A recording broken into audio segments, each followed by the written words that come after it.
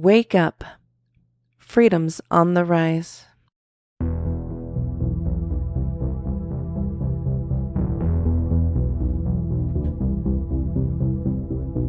Welcome back to Freedom's Rising. You are listening to episode 31 today on July 26th, 2022. We are in the Bio-PsyWar Barrage, Part 5. Wake up, freedom's on the rise. And you are participating in the rise of freedom by being an active listener to this show. I'm your host, Tyler Bloyer, from tylerbloyer.com, where you can find the archives, go through the Bio-PsyWar series. Each episode links to a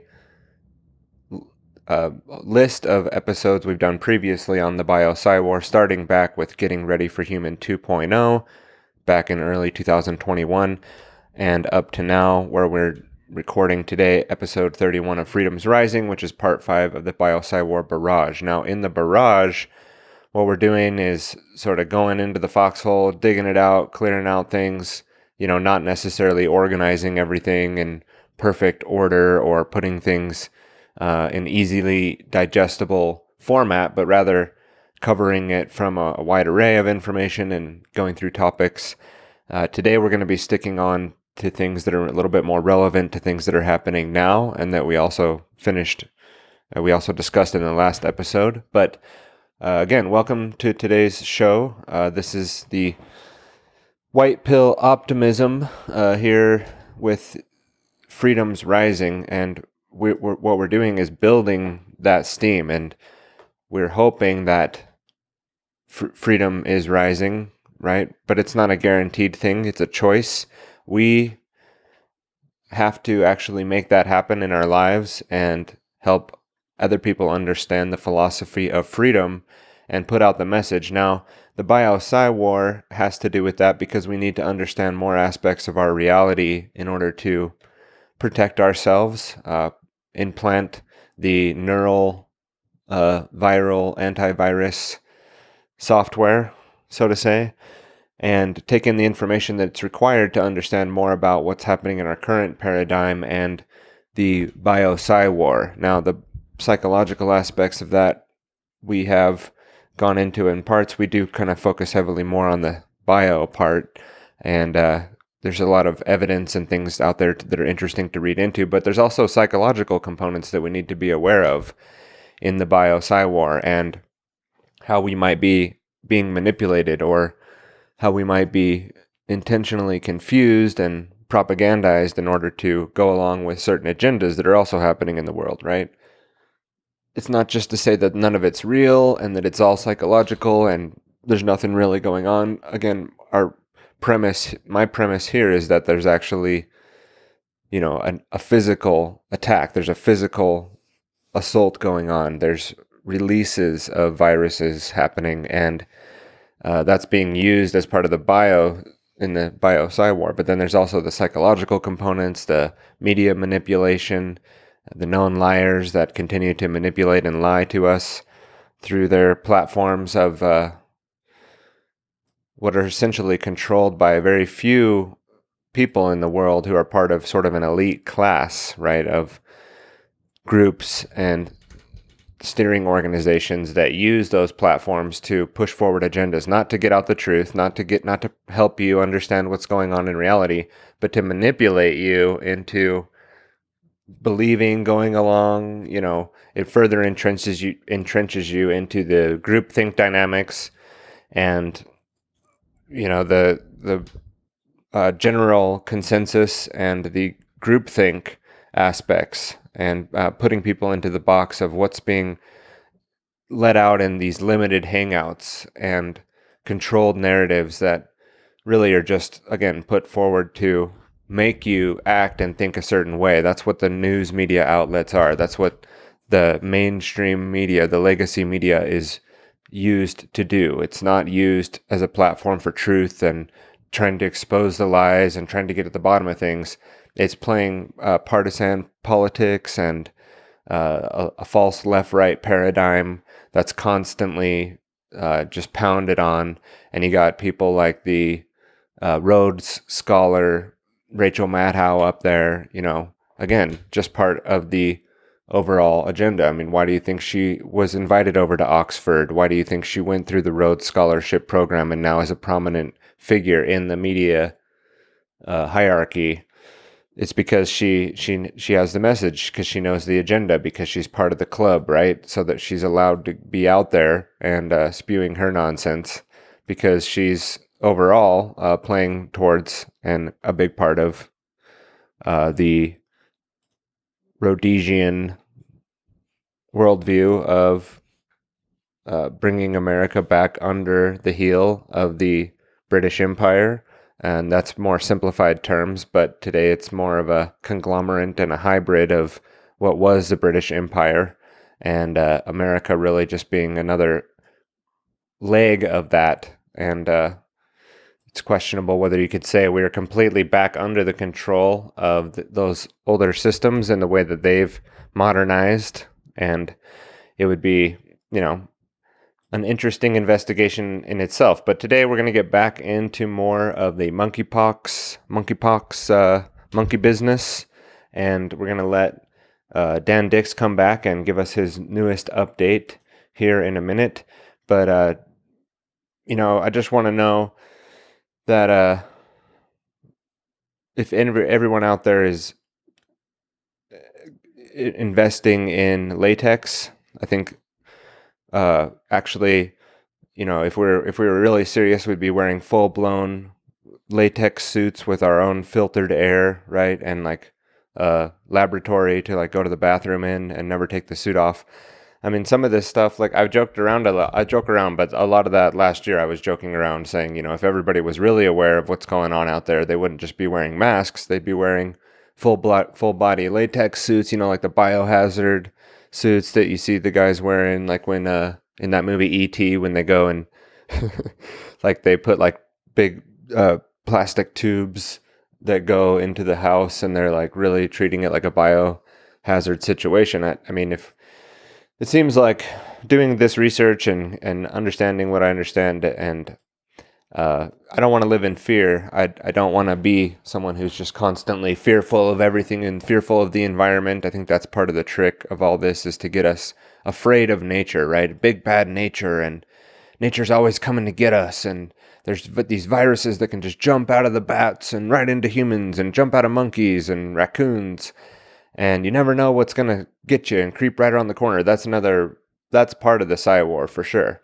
to make you think that nature's against you and that it's bad and it's evil, and you have to be scared of that nature. And a psychological component of that is even being scared of our very own nature and not understanding more about our natural place in the world, and then just buying into the fear, and we always have to jump into whatever they're trying to get us to do. There's a new vaccine, let's take it. Let's jump on this new medical device and just jab it into our arm because I'm so scared. I can't think for myself. I can't handle any, information that goes counter narrative to the big group think and dynamic, and it's all just too much. So I just have to believe the science, right? And again, I mean, these main platforms that are pumping out the information aren't about the science. They're not about the truth. They're not about helping you. They're about manipulating you. They're about getting you, again, to think a certain way and act a certain way. And it's definitely not something, and again, we have to go back to, well, then everybody would have to be in on it, and people's complete misunderstanding of the hierarchy of the world and the way the narratives come down through that. So, I joke around, but it's something of like, if we are really serious about stopping these things, and what with the aerosolization and the the gain of function that is being done on some of these things, and making these chimeric entities and biological weapons and threats, and making them more virulent to people, and then now they're out there, or they leaked out there or whatever. I don't think that just wearing a mask is going to stop that. I don't think that people that say masks don't work at all, I mean, I think that's you're jumping way over on the other side and saying they don't work at all, and we don't necessarily have the direct evidence to substantiate those claims.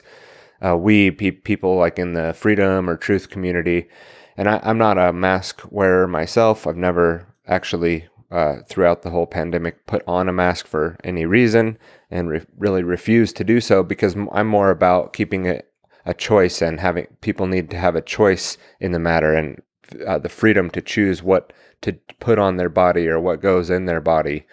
And even if something is effective in, stopping a virus, or at making your immune system stronger against viruses, people should still have the freedom of choice over what happens with their body. And that's the principle that I find more important than even protecting myself against what might be out there. So I'm joking about wearing the full body latex suits. I mean, if a person wanted to do that, they should be allowed to do that. And no one should stop them from doing that either. But then we also shouldn't be forced into, wearing a mask, or taking a medical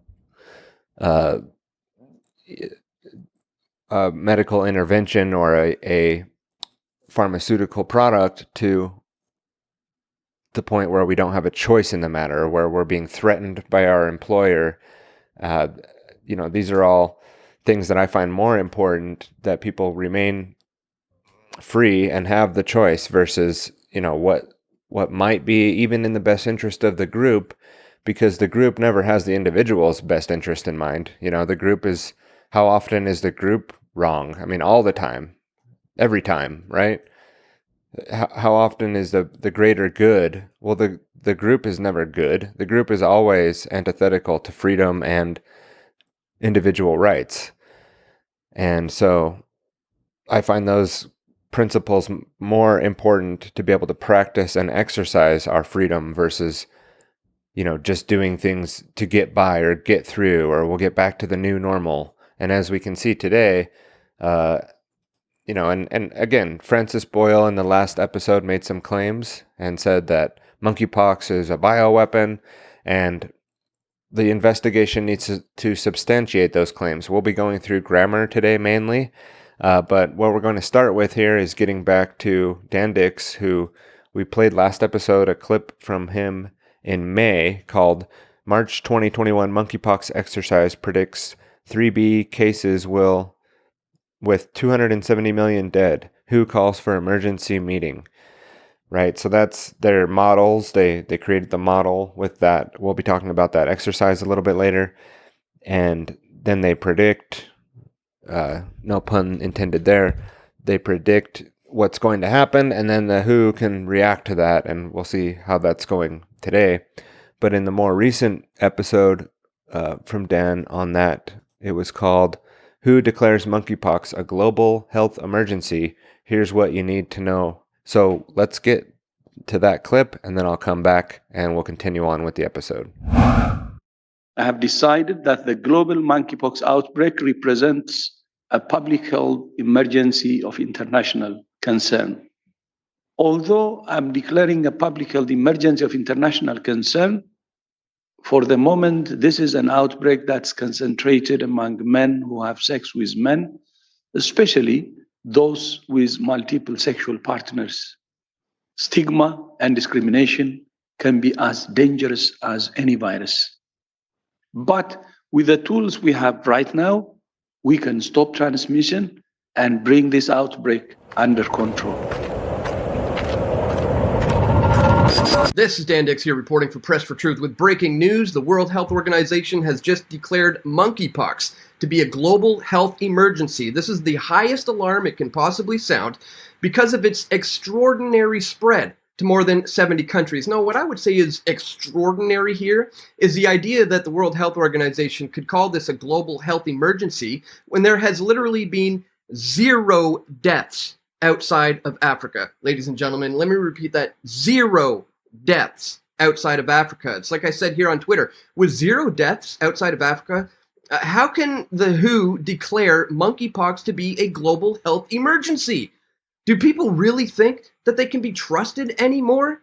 I mean, here it is, 5 deaths in total right now, ladies and gentlemen. And as we see here, those 5 deaths have been reported in African nations.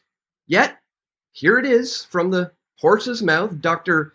Tedros, in light of the evolving monkeypox outbreak with over 16,000 reported cases from 75 countries and territories, I reconvened the emergency committee, and based on International Health Organization's criteria, I decided to declare this outbreak a public health emergency of international concern.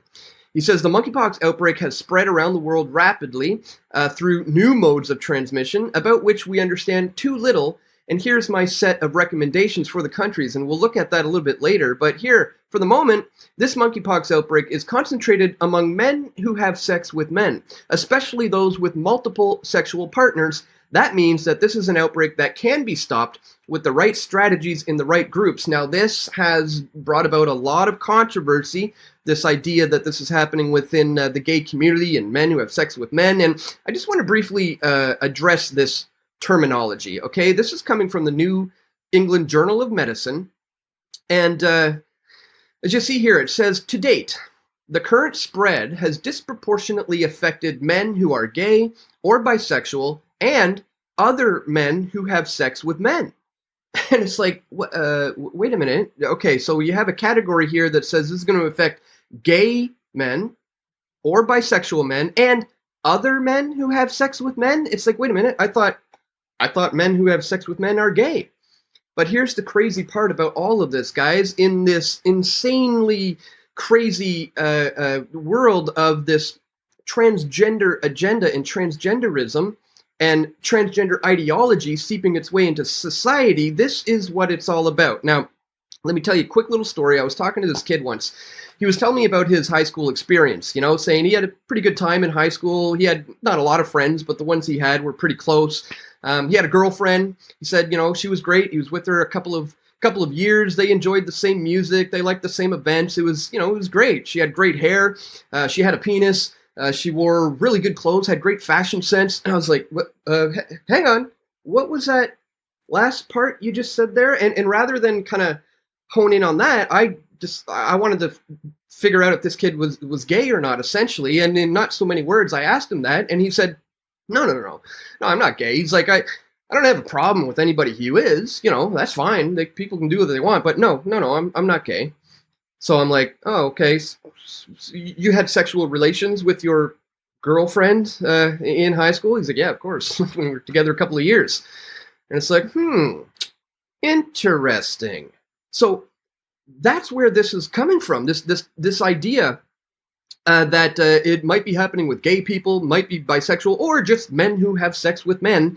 That's where this terminology comes from. It's this insane transgender ideology, which is just mind-boggling that we're here at a point. But anyways, I'm getting a little off track. The point today is, ladies and gentlemen, move over, COVID-19 84. Monkeypox is the new fear factor in town. I put that out on May 19th, 2022, and I followed it up the very next day with this one. March 2021 monkeypox exercise predicts 3 billion cases with 270 million dead as the WHO calls for emergency meeting. They are telling us exactly what they're going to do and what's going to happen. So we're going to talk about all of that in this video and much more, guys. But before we do, I'd ask that you check me out here at subscribestar.com/pressfortruth. This is like a Patreon alternative since I have been kicked off of Patreon. As you can see here, they say my page is under review as they're currently reviewing it. No, that just means I'm out. I've been kicked out, and they're not going to allow me back in. I had over 300 people here contributing on a monthly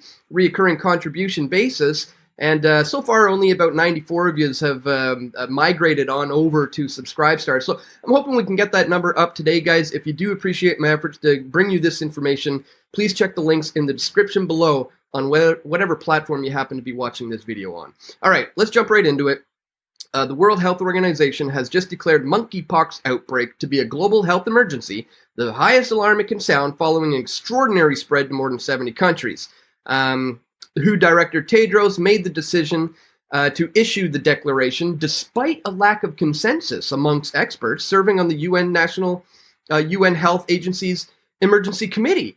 It was the first time a chief of the UN Health Agency has ever taken such an action. So what is the point of having an advisory committee and a panel who voted, by the way, 9-6 against declaring this as a global health emergency, only for him to say, you know what, I'm sorry I asked. That wasn't the right answer. Just never mind, guys. Forget I said anything. I'm just going to go ahead and do what I was going to do anyways and declare this a global health emergency. I mean, this is just insane. But here we are. We have an outbreak that has spread around the world rapidly through new modes of transmission, about which we understand too little, and which meets the criteria in the international health regulations. Says it's not only it hasn't been easy or straightforward. There are divergent views among the members of the committee, yet he still went ahead and just declared it what it is, because here, the health agency's declaration could spur further investment in treating the once rare disease and also worsen the scramble for scarce vaccines. And we know that this is what's coming down the pike as people's fears of COVID-1984 is waning, and they're realizing that the vaccines are doing nothing because people like quadruple vax Biden, for example, are still contracting the virus. So the move has to, as I said here, shift the fear state from COVID to monkeypox. And that's precisely what they're doing now. As you see here, the WHO previously declared emergencies for public health crises, such as COVID-19 84, the 2014 Ebola outbreak, Zika virus, and I've covered all of these things, guys. And interestingly enough, with this 2014 Ebola outbreak, as you see here, I put this one out in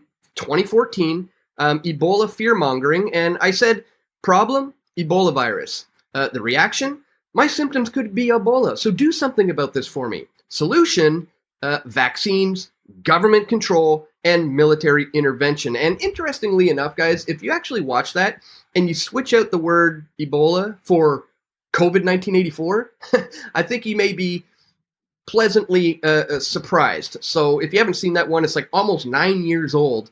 Go check it out. I'll put a link in the description below. But here's the crazy part about all of this, guys. This is a report that was put out in November of 2021 titled Strengthening Global Systems to Prevent and Respond to High Consequence Biological Threats, right? And this is an exercise, a scenario that was imagined.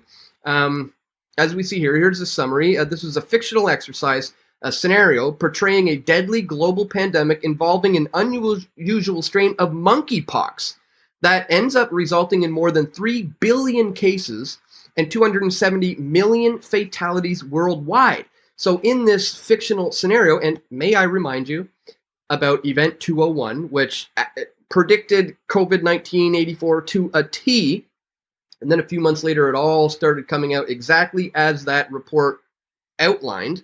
Well, now we have this new report, and it has suggestions for how to deal with this 3 billion case, 270 million fatality situation. And here's the report's findings and recommendations. And interestingly enough, as we go back to the horse's mouth, and he says here is my sets of recommendations for the countries. This was only posted a couple of hours ago. And here it is, his recommendations to everyone. And just look how similar all of this is. Temporary recommendations issued by the WHO. Activate or establish health and multi-sectoral coordination mechanisms, for example. And we go back to, what do they have? We have gaps in national level preparedness. We have to bolster international systems for risk assessment, warnings, and investigation of outbreaks. Pretty similar. Plan for and implement interventions to avoid the stigmatization and discrimination of individuals. Establish and intensify epidemiological disease surveillance, including access to reliable, affordable, and accurate diagnostic tests. And we see things here. Develop and institute national level triggers for early proactive pandemic response, establish an international entity dedicated to reducing emergency biological risks associated with rapid technology advances. Are you guys seeing these similarities? So it's like, the World Health Organization is just taking a cue directly from this report. By NTI. As we see here in March, NTI partnered with the Munich Security Conference to conduct this tabletop exercise on reducing high-consequence biological threats. So it's important that we look at these drills, these exercises, these scenarios, because as I said, we followed that before, and it all came to a T, and now it looks like they're pulling the trigger here on this the idea that it's time to shift focuses from COVID to monkeypox.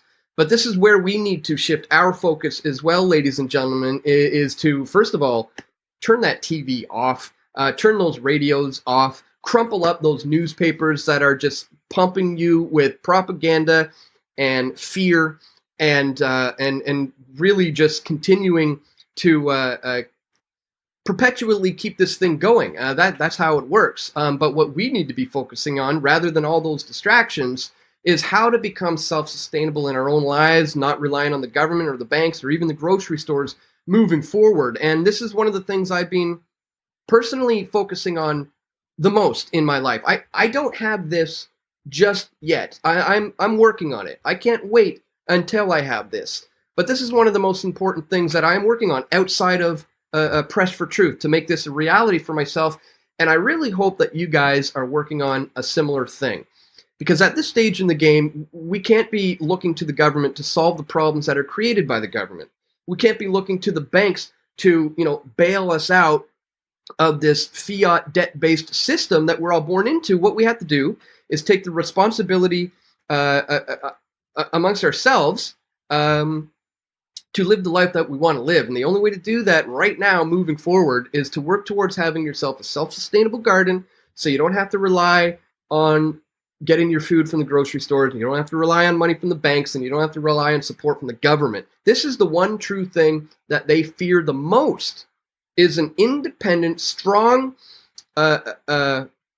individual who is capable of providing for himself and is not looking to the nanny state to do that for him. So I just want to encourage you guys to, like I said, if you're not actively working towards this, you're 2 steps behind right now, and just wanted to put that out there. So that here it is, guys. They just declared it to be a global health emergency. I tried to warn about this coming a couple of months ago, but here we are. Nonetheless, the focus now is to get yourself onto that self-sustainable lifestyle before this gets, before that becomes pretty much impossible. I want to remind you guys to check me out at subscribestar.com/pressfortruth. Once again, if you do appreciate my efforts to bring you this information, I have been kicked off Patreon. So if you do appreciate my efforts and you want to help, supplement that source of income that was taken away from me at the blink of an eye, at the snap of a finger, you can do so by checking out the links in the description below. As I said, depending on whatever platform you happen to be watching this on, whether it's on BitChute or Odyssey or Minds or Float or Rumble or Bastion or Hive or maybe even YouTube, wherever you happen to be watching this video, check the links in the description below to find out how you can support my efforts and to where you can do your due diligence and do all the sources for this video that I posted here today. So that's all for it today, my friends. I want to thank you so much for joining me once again. Don't forget to click that thumbs up button, share this video, and stay tuned. We're going to have more video reports coming soon. This is Dan Dix reporting for Press for Truth. We all want truth.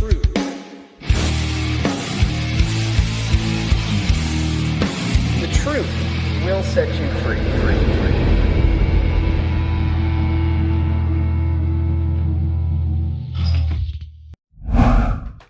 I want to say thank you to Dan Dix for creating the media that he does. Dan Dix at Press for Truth. I know that there's some people out there that are like, oh, Dan Dix is just fear porn and he's just trying to put out information to scare you, to get more clicks and likes.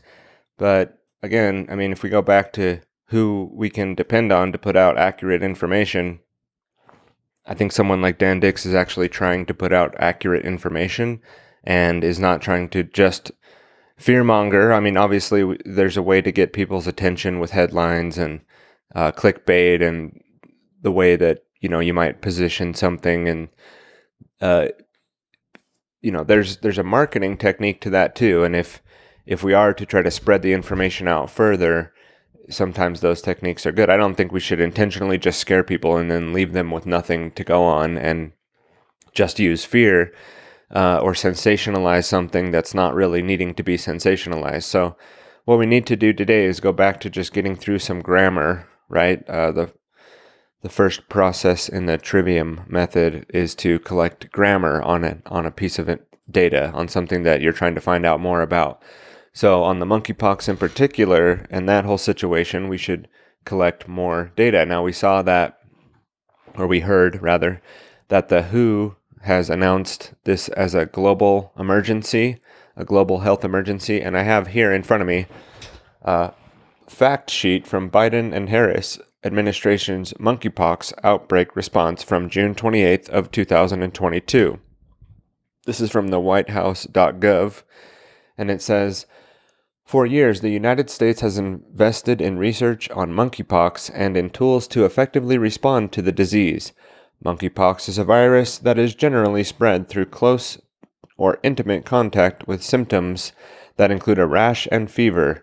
It is much less transmissible than fast-spreading respiratory diseases like COVID-19, and this outbreak has not caused any deaths in the United States. The virus, however, is spreading in the United States and globally and requires a comprehensive response from federal, state, local, and international governments and communities. Since the first United States case was confirmed on May 18th, President Biden has taken critical actions to make vaccines, testing, and treatments available to those who need them as part of the whole of government monkeypox outbreak response. Today, the Biden-Harris administration announced the first phase of its national monkeypox vaccine strategy, a critical part of its monkeypox outbreak response. The vaccine strategy will help immediately address the spread of the virus, providing vaccines across the country to individuals at high risk. This phase of the strategy aims to rapidly deploy vaccines in the most affected communities to mitigate the spread of the disease." Okay, so there's then, more to that article. Obviously, there's quite a bit to that. Let's see.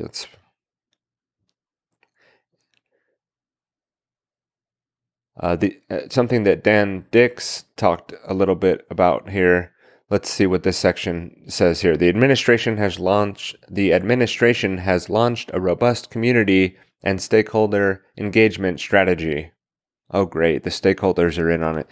The most effective response to infectious disease outbreaks is a community-based response. The Biden-Harris administration, communicating with healthcare providers, public health officials, and communities on a daily basis to raise awareness of the monkeypox outbreak and educate the public and local community leaders about what the virus is and how it is transmitted, and which populations are most at risk for the virus. As part of its robust engagement strategy, the administration is facilitating access to vaccines, treatments, and tests. The administration will also continue to engage directly with leaders and stakeholders in the LGBTQI+ community to work together to prevent and combat stigma and bias, and promote testing and vaccine access and health equity for LGBTQI+ communities. Through its comprehensive stakeholder engagement strategy, the administration is also creating a critical feedback loop, learning from the experiences of the most at risk and responding based on their insights and needs. So it goes into a little bit about what Dan was talking about, like with the transmission being with gay men who have sex with other men, and I'm not sure what to think about that specific aspect yet. I mean, is this thing aerosolized? Are we talking about something that has to have human-to-human contact or contact with blood of a person in order to get it? Is that why they're saying that? Part of me wants to jump and say, well, it's part of the PsyWar, because then if you're questioning this, you're also sort of attacking the gay community by saying that something isn't as serious or as real as they might be saying. Oh, well, you must not care about the gay community. That could be part of why they're putting that out there. Or maybe the scientific information really just shows that this is the case. But again, we're not going to just continue to read the propaganda here from the Biden White House. I think part of their response is also just in preparedness for the global response. And so they acted like Biden and Harris is directing everything here. I doubt they're directing anything at all, period, and don't even know what the fuck they're doing half the time. I mean, Biden's like shaking hands with people that are not there and doing these kinds of things. I doubt he's like heading up committees that are really, the task force that's going to take this on. But if we go to the World Health Organization site, they have a May 19th, 2022 publication on monkeypox and the key facts. So it says in the key facts from the WHO, and we're getting some grammar down here. We're just trying to understand more, about what they're saying and, what this monkeypox thing might be. So it says, this is the key facts. Vaccines used during the smallpox eradication program also provided protection against monkeypox. Newer vaccines have been developed, of which one has been approved for prevention of monkeypox.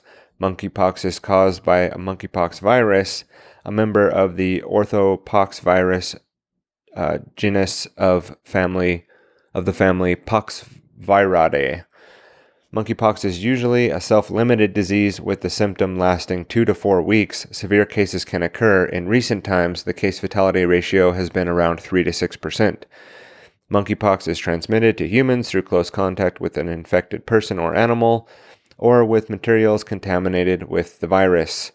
Monkeypox virus is transmitted from one person to another by close contact with lesions, body fluids, respiratory droplets, and contaminated materials such as bedding. So, respiratory droplets. So this is, is this aerosolized then? Is this something that can travel through the air in these respiratory droplets, or just like spit? And like, okay, if you spit on somebody else, that's how it is. But I mean, with COVID, we were told that it could travel through the spittle or the respiratory droplets floating through the air, and not that it's gain of function aerosolized, and they made it so it can actually travel through the air and move around, anywhere from 6 to 20 feet. I mean, who knows? But there's no 6-foot distance thing here yet that I've read.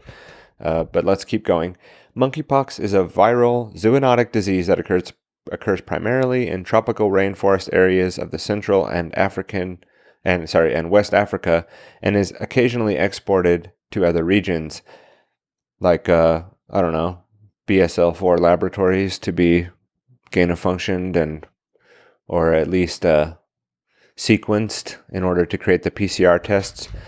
Continuing on, an antiviral agent developed for the treatment of smallpox has also been licensed for the treatment of monkeypox. So there you go. There's an antiviral agent, and they're just that's why they have the vaccines all ready to go, right? Because the smallpox stuff kind of works for the monkeypox stuff. So we have it all ready to go, right?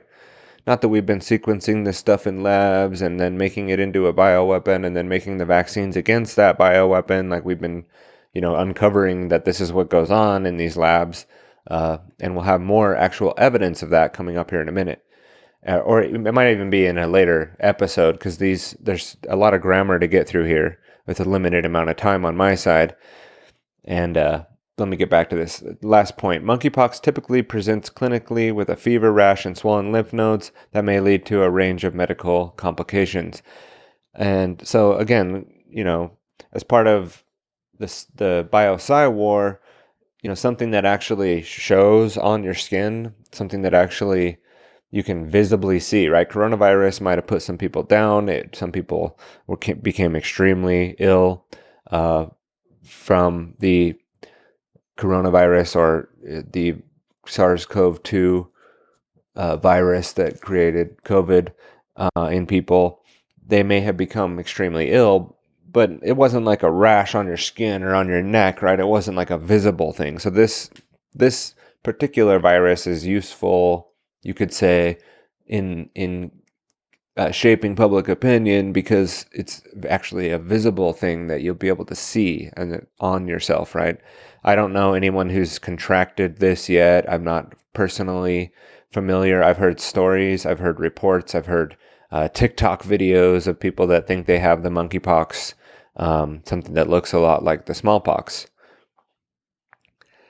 And of course, they're going to go into, that it just comes out of Africa, and here's everything you need to know in that WHO document. It goes on for a while. But I'm going to jump to a document I found on bioweapons in the United States Department of Labor, and I'm going to link that. It's on osha.gov/smallpox/bioweapon. Again, osha.gov/smallpox/bioweapon from the Occupational Safety and Health Administration on smallpox as a bioweapon. So let's read what they have to say here on smallpox as a bioweapon. Although naturally occurring smallpox has been eradicated, there is still heightened concern that the variola virus might be used in an agent of bioterrorism. As an agent, the concept of using the variola virus in warfare is an old one. British colonial commanders considered distributing blankets from smallpox victims among Native Americans as a biological weapon. If a strain of the variola virus, hopefully I'm saying that right, V-A-R-I-O-L-A, variola virus, sounds like a body part, right? Like, oh, on my variola, I got a little rash here on my variola. If a strain of the variola virus could be obtained, it could be manufactured easily. Hold on, I gotta check something with the tech. Dang it. Sorry for the interruption, folks. I'll finish this sentence here eventually. If a strain of the variola virus could be obtained, it could be manufactured easily and disseminated widely in an aerosol release. The release of smallpox could escalate to a catastrophic global epidemic unless effective control measures can be implemented quickly. Smallpox has been identified by the Centers for Disease Control and Prevention, CDC, as a, quote, Category A, unquote, agent, meaning it has been given a high priority due to its potential threat to national security. The following references provide information to the use of smallpox as a bioweapon and associate issues to be considered during the smallpox outbreak. Smallpox. Centers for Disease Control contains extensive smallpox information, including fact sheets, overviews, FAQs, diagnosis and evaluation, infection control, laboratory testing, surveillance and investigation, selected publication, and education and training materials. Henderson Donald A. and Inglesby Thomas V. et al., quote, Smallpox as a Biological Weapon, Medical and Public Health Management, unquote, Journal of the American Medical Association from June 9th of 1999, considered the prospect of an aerosol release of a variola virus and provided information on epidemiological infection, signs and symptoms, diagnosis and monitoring, vaccination, medical treatment, infection control, environmental decontamination, and more. And the next point, these are sort of the references that the Department of Labor on OSHA.gov site is giving us for this, fear of or warning of smallpox like a variola virus being used as an aerosolized biological weapon. So for us to be concerned that that's what this is, I mean, they're concerned about it back in 1999, writing research papers on it. We're going to see here that the Army Medical Research Institute of Infectious Disease, or USAMRIID, has been concerned about it in their Chapter 27 on smallpox from the medical aspects of chemical and biological warfare, sort of like handbook that we're going to read through next. That provides a review of smallpox, including its history and epidemiological, as well as biological warfare and clinical issues. And the final thing they link to is the Medical Management of Biological Casualties Handbook, 7th edition, U.S. Army Medical Research Institute of Infectious Diseases, USAMRIID, September 2011, contains specific information on a number of potential bioterrorist agents. So, I mean, we've got BSL-4 labs all over the planet. We've got the Wuhan Institute of Virology that apparently... there's a lot of evidence linking to the EcoHealth Alliance and Dr. Shi Zhingling, the bat lady, on developing coronaviruses and gain-of-functioning bat viruses in the lab. And we've also got the Metabiota arm of that in Ukraine, developing biological agents in BSL-4 labs in the Ukraine. And we have ties back to even like people like Hunter Biden overseeing and funding these organizations. And we have evidence here now showing that the United States government was well aware that these things could be used as a biological agent. We even have, well, let's just continue on to their chapter 27 on smallpox from that USAMRIID, Medical Aspects of Chemical and Biological Warfare document, which I'll have I'll have linked in the show notes from a globalsecurity.org website. But it's from chapter 27, and we'll just read the introduction here. The pox virus of the family Poxvirinae are a family of large enveloped deoxyribonucleic acid DNA viruses. The most notorious pox virus is variola, the causative agent of smallpox. Smallpox was an important cause of morbidity and mortality in the developing world until recent times, since the host range of variola viruses is confined to humans. Aggressive case identification and contact vaccinations were ultimately successful in controlling the disease. The last occurrence of the epidemic of the endemic smallpox was in Somalia in 1977, and the last human cases were laboratory-acquired infections in 1978. There's a reference for that. By 1980, the World Health Organization General Assembly ratified the Declaration of Success made by the Global Commission for the Certification of Smallpox Eradication. The concept of using, now it goes into smallpox as a biological warfare. The concept of using a variola virus in warfare is an old one. British colonial commanders considered distributing blankets from smallpox victims among Native Americans as a biological weapon. During the American Civil War, allegations were made about the use of smallpox as a biological weapon, although there subsequently proved to be no definitive evidence for such. In the years leading up to and during World War II, the Japanese military explored weaponization of smallpox during the operation of Unit 731 in Mongolia and China. Now, we've learned quite a bit about Unit 731 and, the possible integration of those studies and information into our own biological warfare research undergoings here in the United States. And we will have to, we're not going to get down into the Unit 731 here, but they did mention it here. Nevertheless, the actual potential of variola viruses as a biological weapon remains controversial. Given the ease of administration and the availability of vaccinia virus as a vaccine against smallpox, some have argued that smallpox would have limited biological warfare potential. The Center for Disease Control and Prevention, Atlanta, Georgia, presently maintains over 12 million doses of vaccinia vaccine in storage. The WHO has in storage enough vaccine to protect 200 to 300 million people. On the other hand, potential stockpiled vaccines will gradually decline. Okay, so it goes into, some response that they might have planned for this. And let's just go down a little further here in the article. Okay. Let me get back to the point. Okay, so since 1983, there have existed 2 WHO-approved and inspected repositories of variola virus, the CDC in the United States and Vector Laboratories in Russia, who continue to debate whether the WHO continues to debate whether, given the completion of sequencing of several reference strains, all stocks of variola viruses should be destroyed.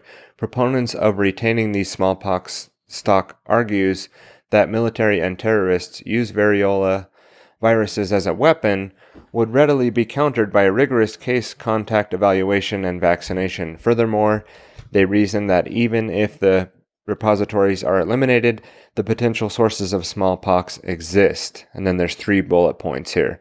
Given the fact that a viable variola virus could be recovered from scabs up to 13 years after collection, and there's a reference for that, it is conceivable that cadavers preserved in permafrost or dry crypts could release the virus. Virus specimens from the smallpox eradication campaign may remain unrecognized and unreported.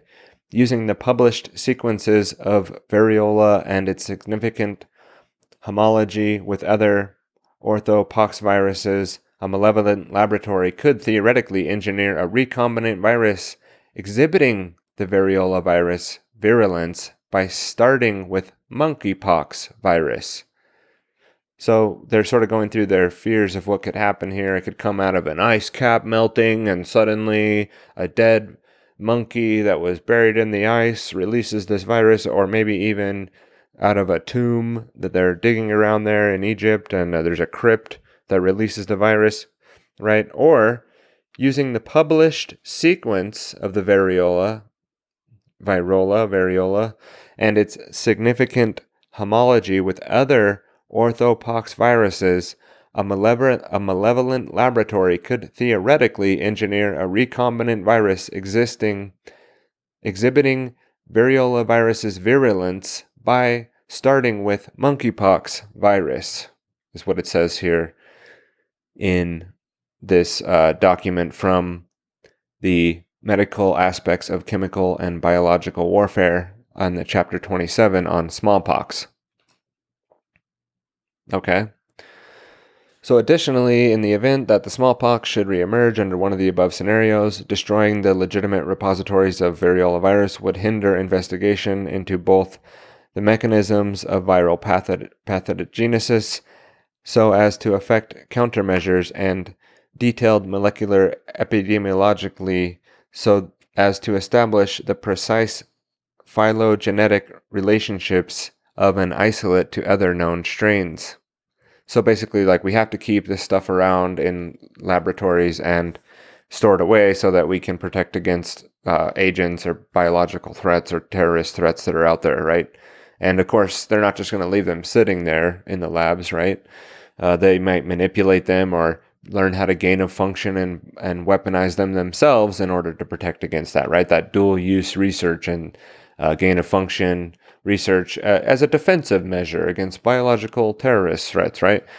So those who advocate, okay, so let's skip down a little bit again here in this long, this is like a giant book here. We're not going to go reading the whole thing today, but we are trying to get some more grammar on this monkeypox thing. So down on page 542 of this document, we have more information on the monkeypox here. A naturally occurring relative of variola, monkeypox virus, is found in Africa, and the disease it causes, monkeypox, is clinically indistinguishable from smallpox, with the exception of notable enlargement of cervical and inguinal lymph nodes.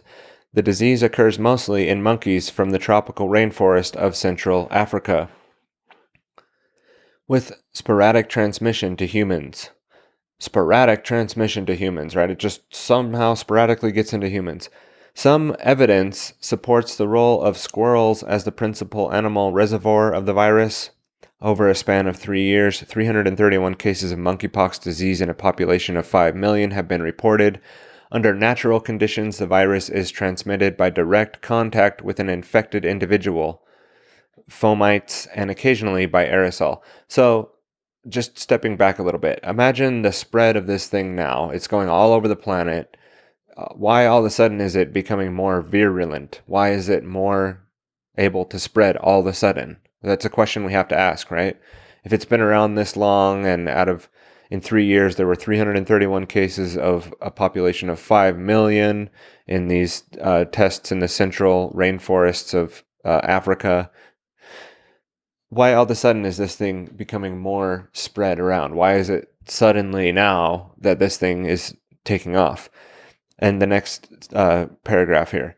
Concern has been raised whether the monkeypox virus could be weaponized, and if so, whether it would constitute a threat similar to that posed by the variola virus.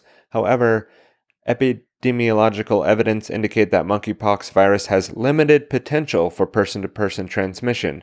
Accounting for about 30% of the observed cases, there is one report of its spread through, though 4 human generations. It spread, though, I don't know if that's supposed to say through, the typo there. A stochastic model for interhuman spread of monkeypox indicates that it is very unlikely that the virus could sustain itself indefinitely in the community by interhuman transmission. The finite transmission potential of monkeypox prompted WHO to maintain active surveillance rather than a vaccination program in the endemic areas. Successful vaccinia virus immunization, as judged by the presence of pre-existing vaccination scar, affords approximately 85% protection against monkeypox.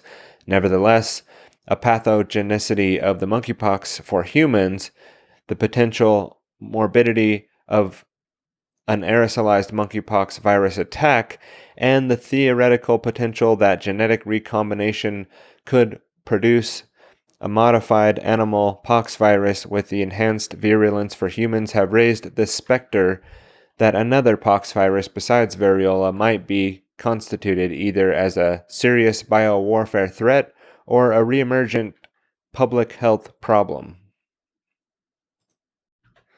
So the point really being that the, OSHA, the United States Department of Labor, the USAMRIID, and many other, the Inglesby and Henderson study done in 1999, they are considering the use of these variola viruses or similar, like monkeypox virus, being used as a biological weapon, and they have concerns over that, right? That's basically what we can summarize here. And then there's, these vaccination programs and how they're going to develop the vaccines, and there's one here. This is interesting. I just saw.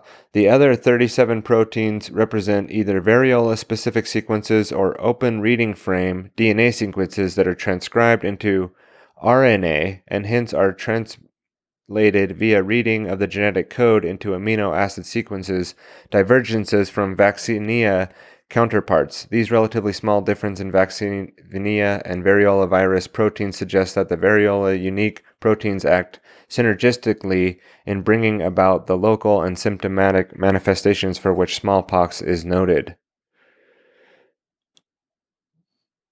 I just saw the word RNA in there, and I'm like, we need to read what that's about. But, oh man, you can get lost in these documents. I don't want to go reading the whole thing again, but we're going to leave that there for the references and get into something that Dan Dix was talking about with the NTI November 2021 roundtable exercise, or tabletop exercise conducted in partnership with Munich Security Conference. And it says here on their NTI paper, in March 2021, NTI partnered with Munich Security Conference to conduct a tabletop exercise on reducing high-consequence biological threats. The exercise examined gaps in national and international biosecurity and pandemic preparedness architectures, exploring opportunities to improve prevention and response capabilities for high-consequence biological events. The report summarized the exercise scenarios, key findings from the discussion, and actionable recommendations for the international community. Now, there's some acknowledgments and a foreword, but in the executive summary, in March 2021, the Nuclear Threat Initiative NTI partnered with Munich Security Conference to conduct a tabletop exercise on reducing high-consequence biological threats. Conducted virtually, the exercise examined gaps in the national and international biosecurity and pandemic preparedness architectures and explored opportunities to improve capabilities to prevent and respond to high-consequence biological events. Participants include 19 senior leaders and experts from across Africa and the Americas, Asia, and Europe, with decades of combined experience in public health, biotechnology, industries, international security, and philanthropy. The exercise scenario portrayed a deadly global pandemic involving an unusual strain of monkeypox virus that emerged in the fictional nation of Britannia and spread globally over 18 months. Ultimately, the exercise scenario revealed that the initial outbreak was caused by a terrorist attack using a pathogen engineered in a laboratory with inadequate biosafety and biosecurity provisions and weak oversight. By the end of the exercise, the fictional pandemic resulted in more than 3 billion cases and 270 million fatalities worldwide. So that's very Event 201 Clade X-esque. But they do these tabletop exercises all the time. But it just so happens they were doing this with monkeypox for a terrorist bioengineered virus that was similar to monkeypox that they didn't have the proper response for. And in the projection of that, 270 million people died. Let's just read about the scenario in this document. Developed in consultation with technical and policy experts, the exercise scenario portrayed a deadly global pandemic involving an unusual strain of monkeypox virus that first emerged in the fictional country of Britannia. I swear they just copy-paste stuff into other areas, that's what we just read. Later in the exercise, the scenario revealed that the initial outbreak was caused by a terrorist attack. They basically just copy-pasted from what we just read. So that doesn't give us any new information. Interesting enough, I went and found that they have an about section, and you can go read about their financials. In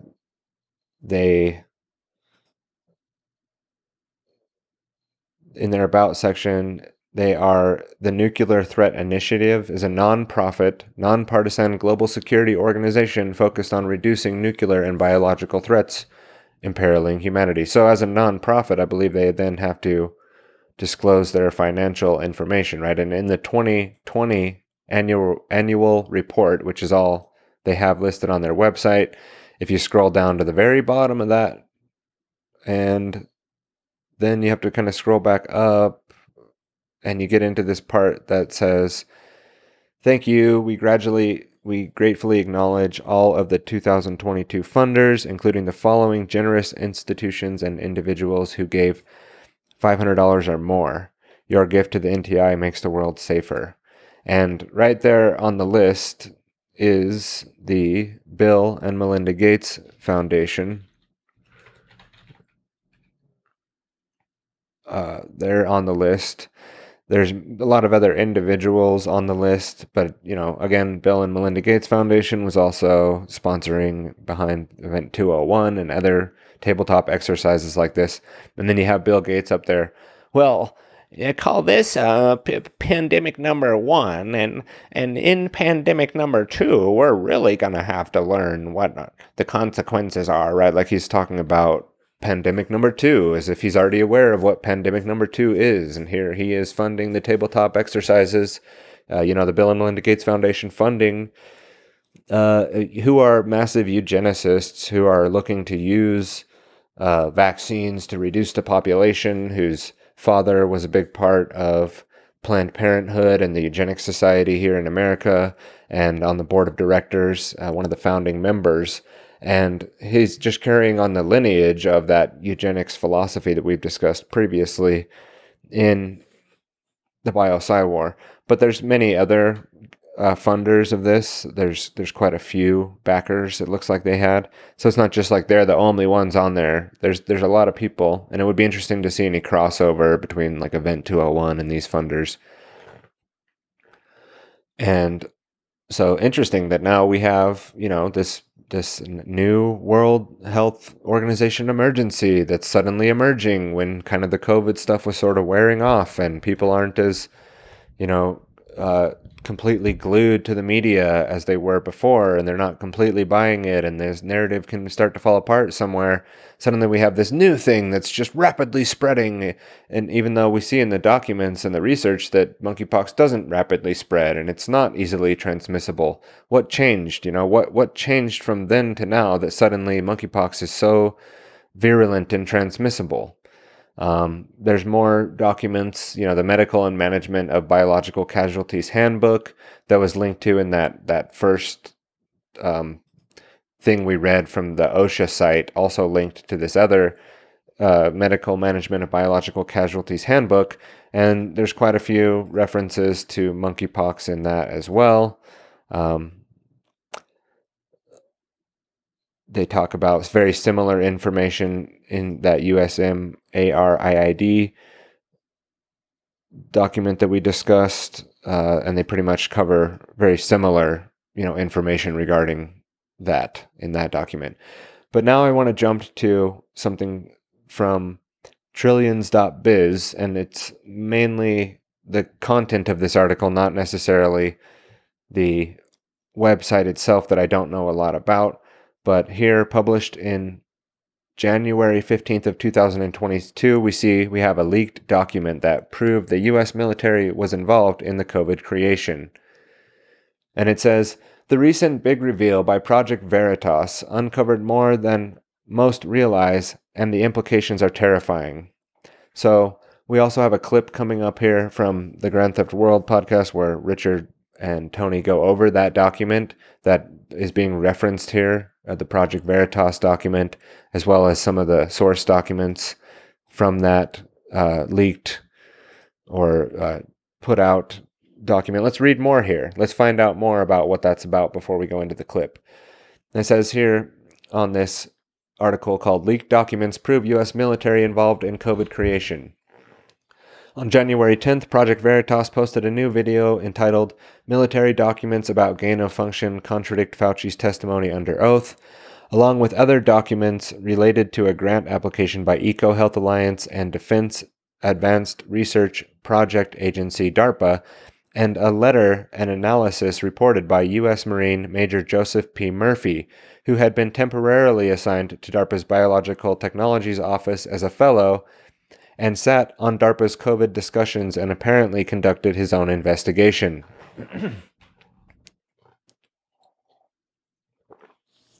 The grant application and related documents were previously made public, and they show that Fauci knew about the plans of EcoHealth Alliance to do gain-of-function engineering on bat coronaviruses to make them more virulent. But Fauci lying under oath is not really the important takeaway. Fauci has been lying his entire government career, and that is very easy to prove. Making Fauci the focus of the documents may be a deliberate red herring. Now, I'll just jump out of that real quick and say, and is it interesting that Fauci has announced his retirement now? He's going to go, hide away on the beach somewhere, right, and retire just in time to get away from all this shit coming out about him and him being strung up by a tree or at a tree, or we could, we could bring back the guillotine maybe, is what should be happening to these people. There should be so much outrage that we're actually, maybe not burning down the whole place or whatever, but we need to go and hold these people actually accountable for their actions and not just say, oh, well, he's a Fauci and he's a good guy and he told us what he knew and he didn't do the gain. No, we need to be looking into these things more carefully and closely. And I don't want to get into, well, we should go vote harder and that's how we'll win. Like that's completely ridiculous as well. But let's continue on with the article. The grant application and related documents were previously made public, and they show that Fauci knew. Okay, so we already read that. Continuing on. The real story is that Major Murphy, a trusted Marine who had been assigned to work for DARPA as the Marine Program Liaison under the Office of Naval Research, informed the Department of Defense Inspector General, DoD, IG, in a report with the subject SARS-CoV-2 Origins Investigation with the U.S. Government Program Undisclosed Analysis, and the fact that the DoD IG apparently did nothing with the information. The lack of action on part of the DoD may be why Major Murphy decided to leak the documents to Project Veritas, if he did. An analysis of Major Murphy's letter and report reveals some important facts with serious implications, but understanding the implications requires some basic background information and deeper consideration. And the background. A previously reported on September 25th, 2021 by Trillions, on January, previously reported on September 25th, 2021 by Trillions. It's saying like this website.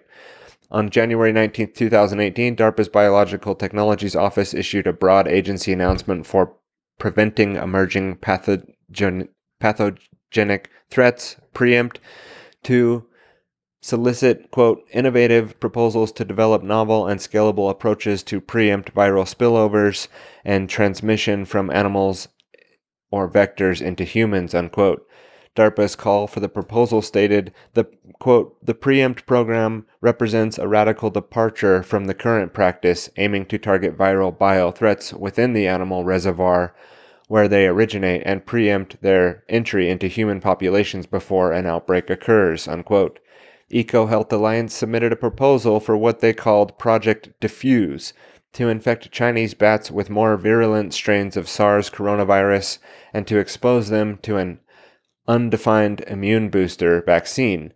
The work would be carried out in partnership with the military's controlled Wuhan Institute of Virology and China's partner at the University of North Carolina at Chapel Hill, the notorious Ralph Baric.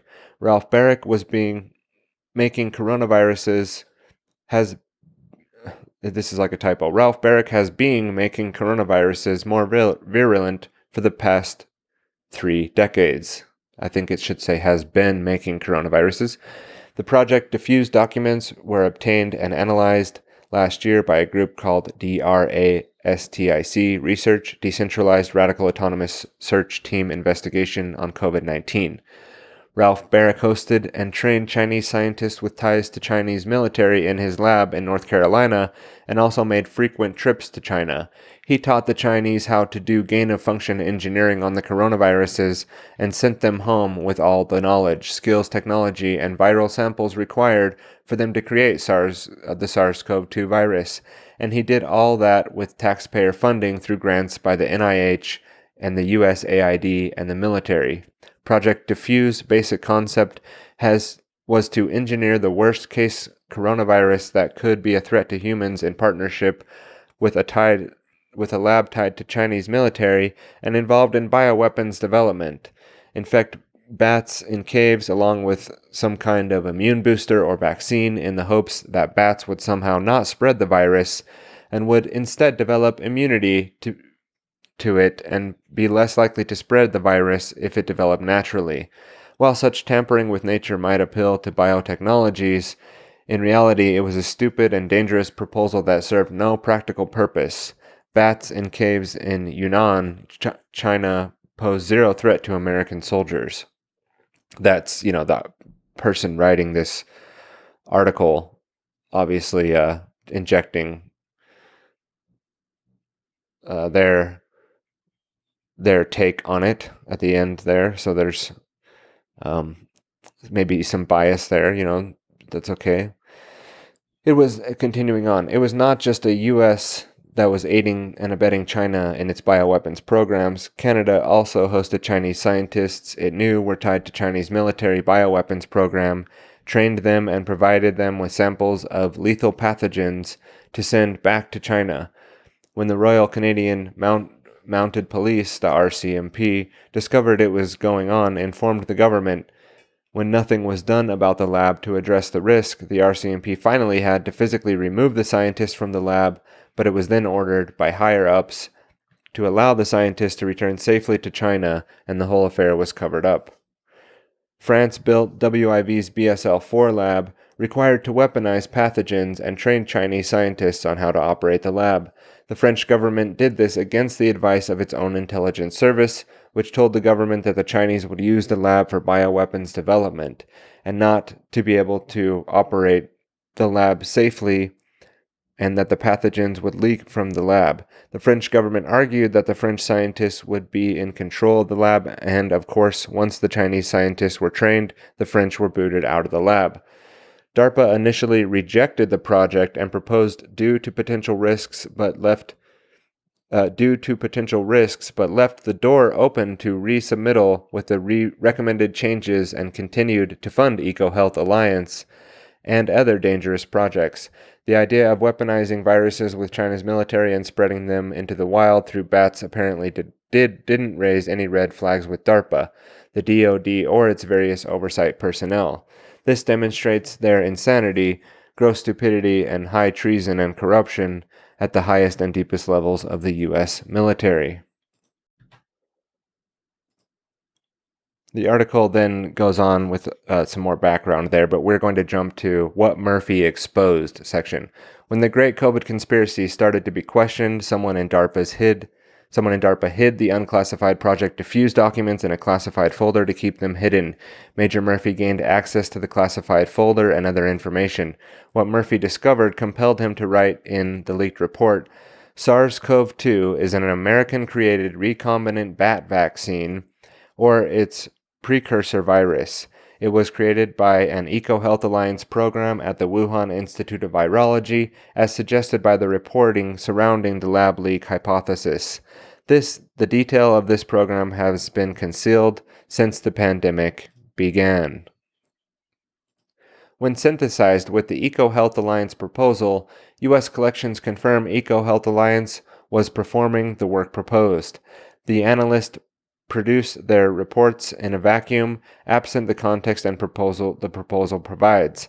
As a fellow at DARPA, I could see both and can do the synthesis. The EcoHealth Alliance responded to the preempt BAA is placed along with other proposal documents in preempt folder in the DARPA's Biological Technologies Office JWICS top secret shared drive.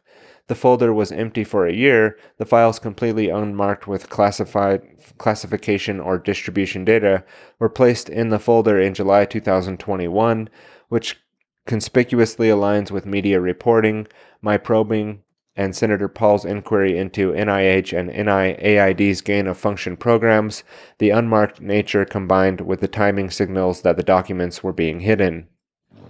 The proposal notes that Inferion, remdesivir, and chloroquine phosphate inhibit SARS-CoV viral replication. Because of its now known nature, the SARS-CoV-WIV's SARS-CoV-2 illness is readily resolved with early treatment that inhibits viral replication. Many of the early treatment protocols ignored by authorities work. For instance, ivermectin works throughout all phases of illness because it both inhibits viral replication and modulates the immune response. Of note, chloroquine phosphate hydroxychloroquine, identified April 2020 as curative, is identified in the proposal as SARS-CoV inhibitor, as an interferon identified May 2020 as curative. So that's like from his leaked document that Project Veritas posted. And, ivermectin is on the World Health Organization's list of essential medicines, like top 20 list or whatever it is of essential medications. They've known it's been effective against viral spread in the body. But of course, it was demonized, in lieu of the vaccines needing to be pushed. They didn't want you to have alternatives out there, essentially. So just continuing on here, the date of Murphy's, and now it's outside of the letter, back to the trillions.biz article. The date of Murphy's letter has been removed, but in the reference events that occurred in September last year as recent, so it can assumed that the letter was written in September or October of last year. This means that the DoD Inspector General knew then or earlier that the Pentagon had likely provided the technology, training, and funding for the creation of SARS-CoV-2 in partnership with the lab under the control of the Chinese military.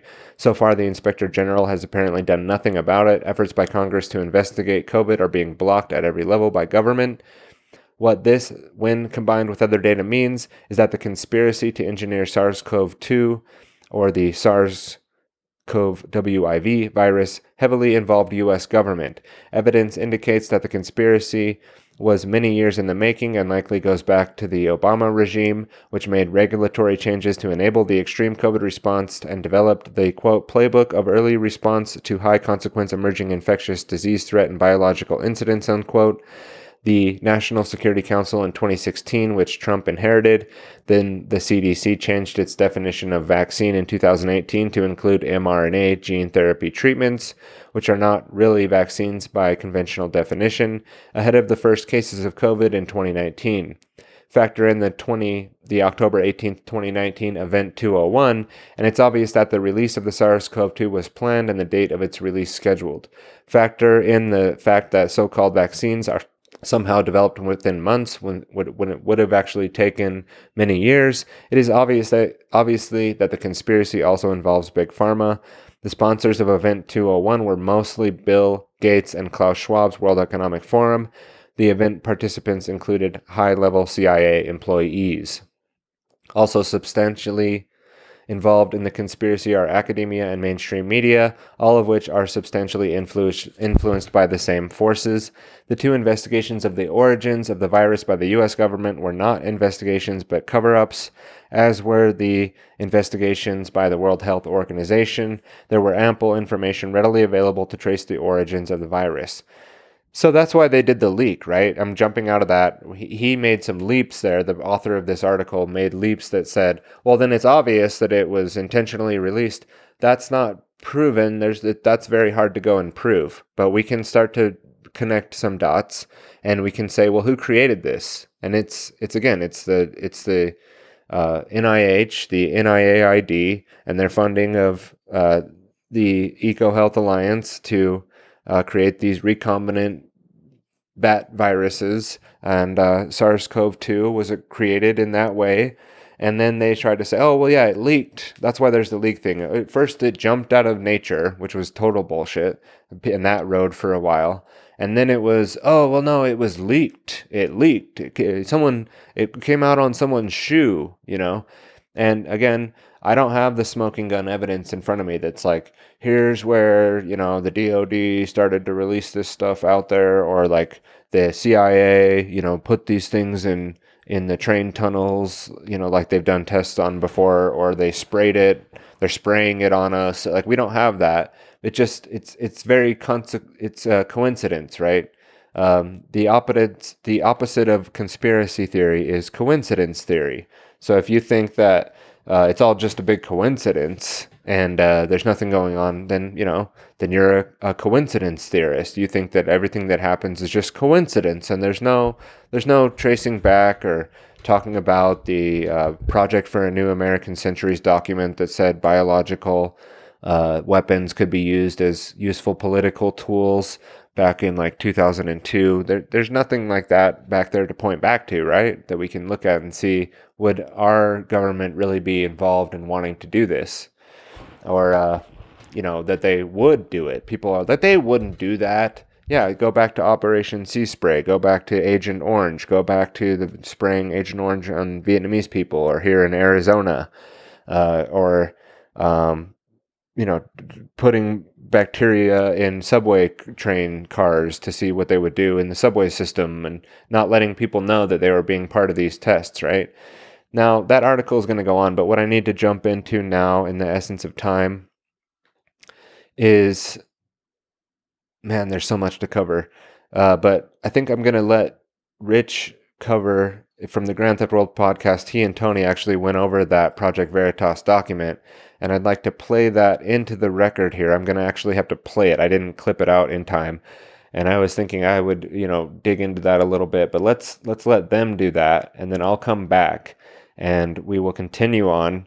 We're going to change topics at the end of the Bio-PsyWar. We're going to go into the FOIA, Freedom of Information Act documents from a presentation that Sonia Aliha did for the Coronavirus Investigation Committee out of Germany there. Those folks who've been doing like a weekly session with many people coming in and presenting the information to them on, uncovering all this coronavirus stuff. And so it changes topics because we're going to get into the leaked Pfizer documents and her presentation of that. But I'll come back for a little bit after I play this clip into the record here that I'm about to play. And then we'll wrap up the episode with Sonia after that. But let me find, now I've lost my tab. Okay. Here is the tab.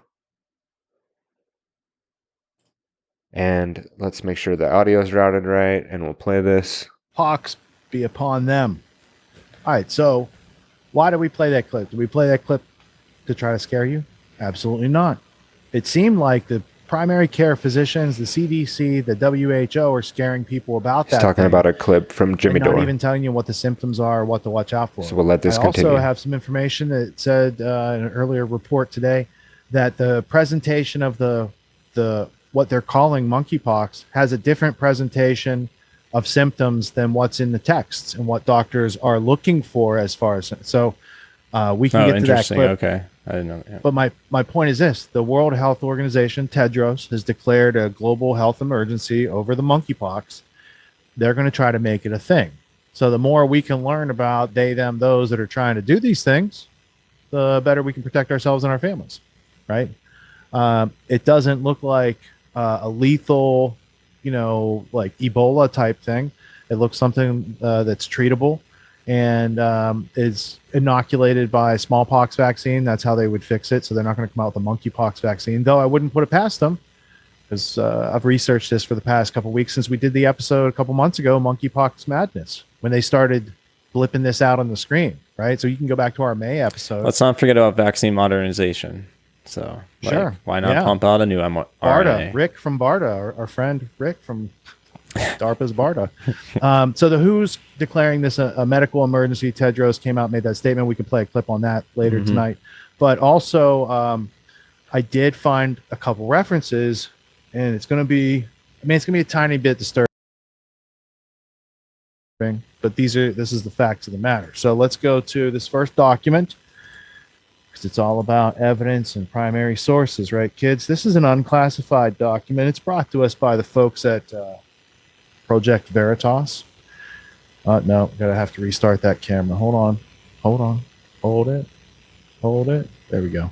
All right, unclassified. This is the title of the document is it's from Murphy Joseph P. Major, U.S. Marine Corps, DARPA, and he had written this document that Project Veritas then released. And in there's no page numbers on the document, but several pages in here. This is talking about EcoHealth and Project Preempt, which is the EcoHealth Alliance project, Diffuse, that they were submitting. And this is the DARPA whistleblower in his summary letter. And then I will take you to the source document for this claim because I didn't believe it. So I had to go read a 75-page document once upon a time. And anyway, Preempt, Volume 1. There's the ESS number, EcoHealth Alliance, Project Diffuse. Let me see if it's on screen. Another description used. Quote, this is EcoHealth talking. We will develop recombinant chimera spike proteins from known SARS-CoVs and those characterized by Diffuse, that's a DARPA project, using details of SARS S protein structure and host cell binding. We will sequence, reconstruct, and characterize spike trimmers and RBDs of SARS-CoVs, incorporate them into nanoparticles or raccoon pox virus vectors for delivery to bats. And as I argue in these documents, replace bats with people, and you have what the pandemic was, because they were trying to give an aerosolized vaccine to bats. That's what their document wants to do. Using chimeric recombinant processes with raccoon pox or whatever. Right. So that's this. It's absurd. Document. I mean, yeah. It's this big. It's an interesting document. It's available at Project Veritas. Now, this is the proposal. This is Volume 1. Here's the DARPA Preempt. Here's the lead organization, EcoHealth Alliance. And when you get in here, here's Peter Daszak. Here's EcoHealth. Here's Wuhan. On the cover page, Wuhan, China. Chapel Hill, North Carolina. New York, right? This is pre-pandemic. This is 2018. This is the proposal for what they were trying to do at the Wuhan lab that everyone has questions about. I'm just going to take you to the hot spots that involve the pox. Let's see, not that page. That's just a smoking gun of the matter. Let's see. Page 28. I'm reading from page 28. This is Project Diffuse. This is the EcoHealth submission. And it talks about deliverables of Task 8. Okay, deliverables of Task 8. Chimeric SARS-CoV immunogens and pox virus vectored immune boosting molecules available for use. I bet those molecules are nanoparticles. Yep. You know, because that's what they said in the other document. Yeah, vector immune boosting. So In this task 8, they're also going to do a proof of concept for targeted immune boosting approach in humanized mice and captive bats. which happened to be hashtagged what this. was housed at the Wuhan Institute of Virology. Sorry. It's all coincidence, Tony. And notice they coincidence. said pox generally too. They're not specifying a specific. So it seems like they have many different types of Then, pox they can work with. here we are. Let me zoom back out. Project Diffuse. I'm trying to bring up Page the 30 PDF. But it's Page taking forever. 36. If you're going through my notes, you see pox. So we better zoom in there, right, Tony? Now, what is Zoomy this? This zoom. is a list of reference papers that they're using to bring forth their proposal to be like, hey, what we want to do is possible because of all these. So let's go into the nerdiness of it. Oh my goodness, what is a spiked Raccoon protein pox. nanoparticles? Nanoparticles protect mice from MERS. Okay, nanoparticles. Raccoon pox Could those virus vaccine. nanoparticles be the lipid Raccoon nano delivery? vectored Sorry. rabies vaccine. Oh, raccoon pox vectored rabies vaccine. And there's a couple more in here too. So let's not just stop at the pox right there. In fact, Let's they're go to- using raccoon pox vectored rabies. So they're using Raccoons, raccoon. monkeys, They're what's the using difference, they're using man? raccoon pox, which I guess isn't virulent supposedly. Here's number 40, sorry, good. page 42. We got some more pox. Apparent field safety of a raccoon pox vectored plague vaccine in free-ranging prairie dogs. Oh, they're doing that on prairie dogs, are they? They got the raccoon pox vaccine out there Nice going then. on. And then this is an oldie but goodie. This is from 2016. This is the end of that document, by the way. Their submission included articles they wrote. So I read one of these articles at the end. This is like, in the 75-page document. This is the end of the document. This guy, Ralph Barrick, who created the no-seum technique at University of North Carolina, is being used as an example of how they can splice these things to do. Wuhan Institute of Virology is referenced. SARS vaccine didn't work. They're talking about that. ACE2, yeah, SARS-CoV, Wuhan Institute. Let's see. Chimeric viruses, vaccines don't work. ACE2, humanizing mice, monoclonal antibodies. ACE2. Oh, they can infect humans if they humanize the mice, is what they found out right here. This is interesting, right? Because it's the WIV1. That's a Wuhan Institute of Virology 1 viruses had significant attenuation even with the presence of human ACE2 in the mouse model. Together, the data suggests that despite using ACE2 and robust replication in primary human airway epithelial cultures, Wuhan Institute of Virus 1 CoV likely maintains deficits that impact pathogenesis in mice.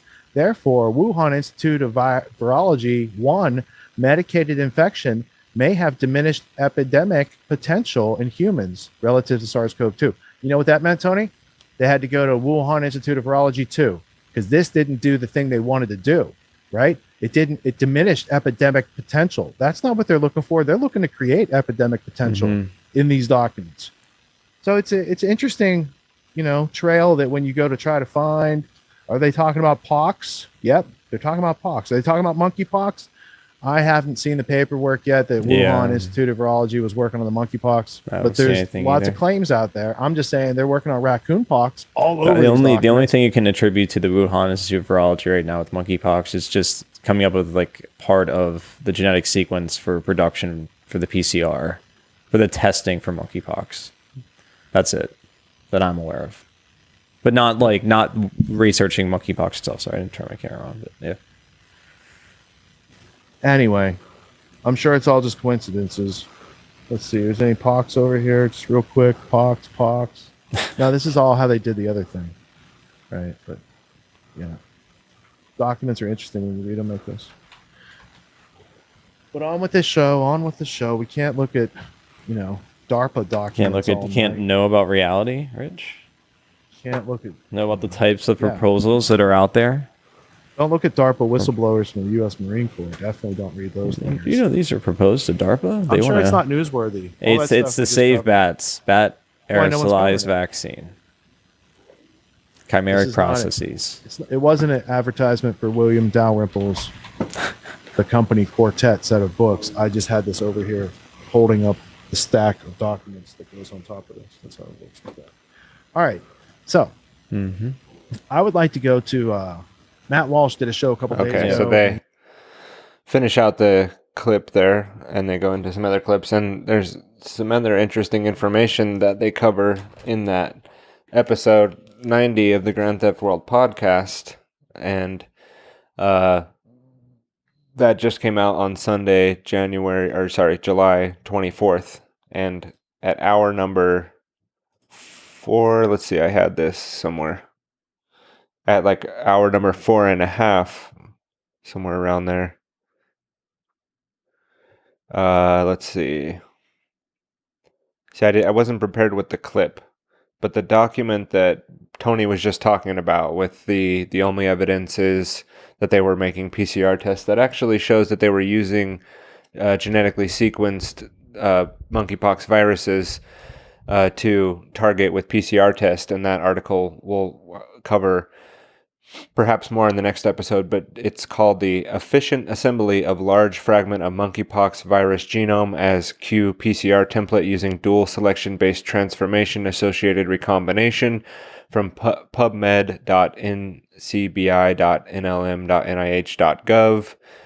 This is the article that was published there on the pubmed.gov, and the abstract says, basically shows how they were using genetic genomic fragments of monkeypox virus for PCR testing. And I'll read the abstract here. And there's going to be a lot of words that I screw up or skip over because I don't know how to say it. Transformational association recombination TAR has been widely used to assemble large DNA constructs. One of the significant obstacles hindering assembly efficiency is the presence of error-prone DNA repair pathways in yeast, which result in vector backbone recirculation or illegitimate recombination products. To increase TAR assembly efficiency, we prepare a dual-selective TAR vector, PGFCS, by adding a PADH1 URA3 cassette to a previously described yeast bacteria shuttle vector, a PGF harboring a PHIS3HIS3 cassette, as a positive selection marker. This new cassette works as a negative selection marker to ensure that yeast harboring recircularized vectors cannot propagate in the presence of 5-fluorotic acid. To prevent PGFCS-bearing URA3 from recombining with endogenous URA352 in yeast genome, a highly transformable Saccharomyces cerevisiae strain, VL648b, was prepared by a chromosomal substitution of URA352 with a transgene conferring resistance to blacidin. A 55 kb genomic fragment of monkeypox virus encompassing primary detection targets for quantitative PCR was assembled by TAR using PGFCS in VL648b.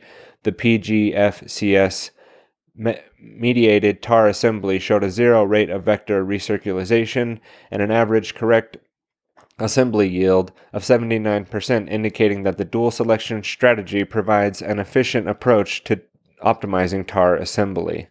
And the keywords are monkeypox, virus, TAR assembly. And so that would show that they were working with monkeypox virus in the lab to use genomic fragments to selectively, quantitatively target with PCR, right? And so that's just the abstract of the article. You can link the hyperlinks to the whole article are at the top of it. And then, there's the introduction that talks about more of that problem and how they were isolating it with fragments of the monkeypox virus. It says monkeypox in that article. Monkeypox virus MPXV are large DNA viruses with reported genomic sizes ranging from 190,083 to 206,372 BP in length. As a member of the orthopoxvirus genus, the family Paroxovidia, MPXV is subdivided into West African and Congo basin clades. So an article showing that they were indeed manipulating and messing with the monkeypox virus from February of 2022 published in the Viral Sin. And I'm just trying to find out a little bit more about that.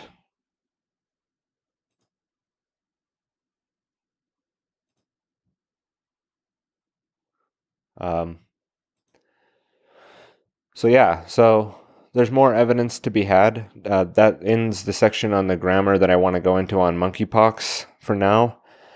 And we'll get into more of that and other Bio-PsyWar Barrage aspects later on this week. I know this episode was full of long words, and it wasn't intended to confuse you, or it's not intended to muddy the water.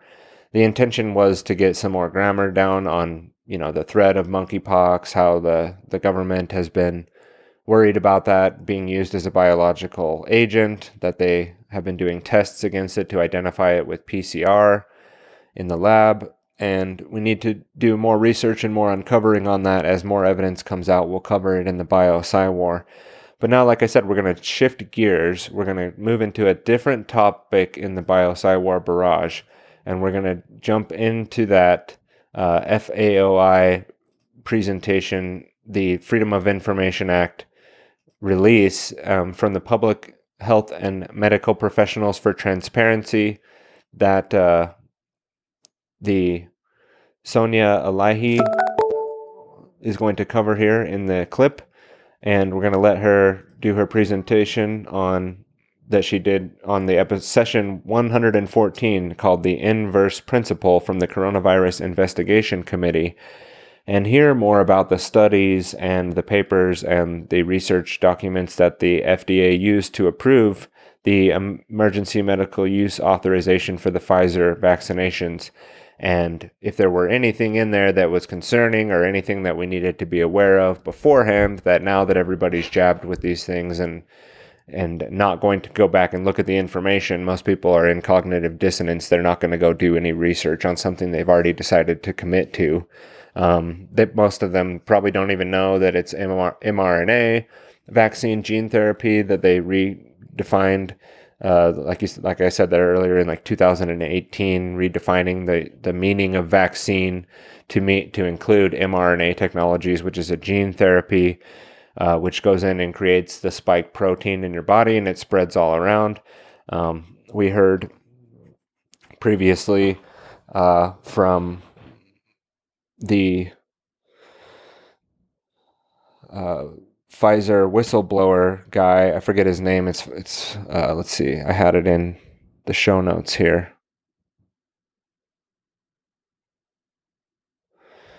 Where we covered that the spike protein was a very dangerous bit to be using. And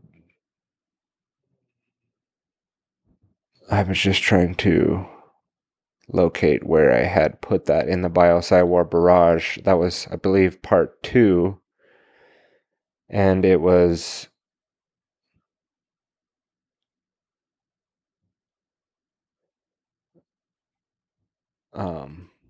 let me try to find the name here. Mike Yeadon was the name of that Pfizer whistleblower who was explaining in episode 1, part 1 of the Bio-PsyWar Barrage. In episode 27 of Freedom's Rising, we covered that.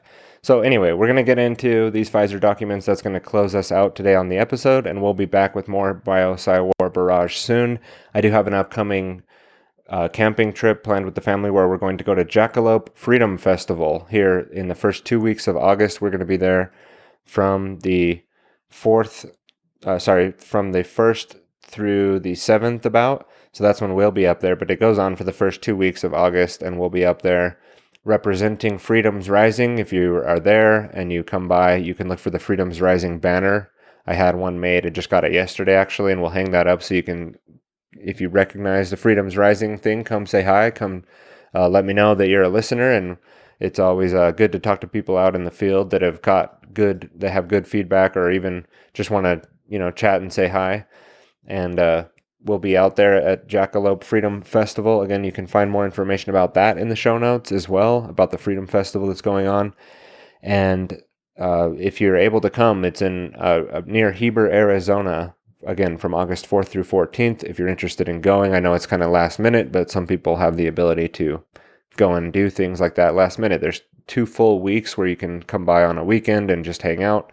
And again, we'll be up there. Look for our Métis Not a Bar vending area, where we have lots of good drinks, treats, and snacks, and other things that you can, and merchandise from Freedoms Rising and TylerBloyer.com and Alt Eats, where we'll be up there vending those things and participating in the experiment of the decentralized organization, autonomous organization of what is the Jackalope Freedom Festival.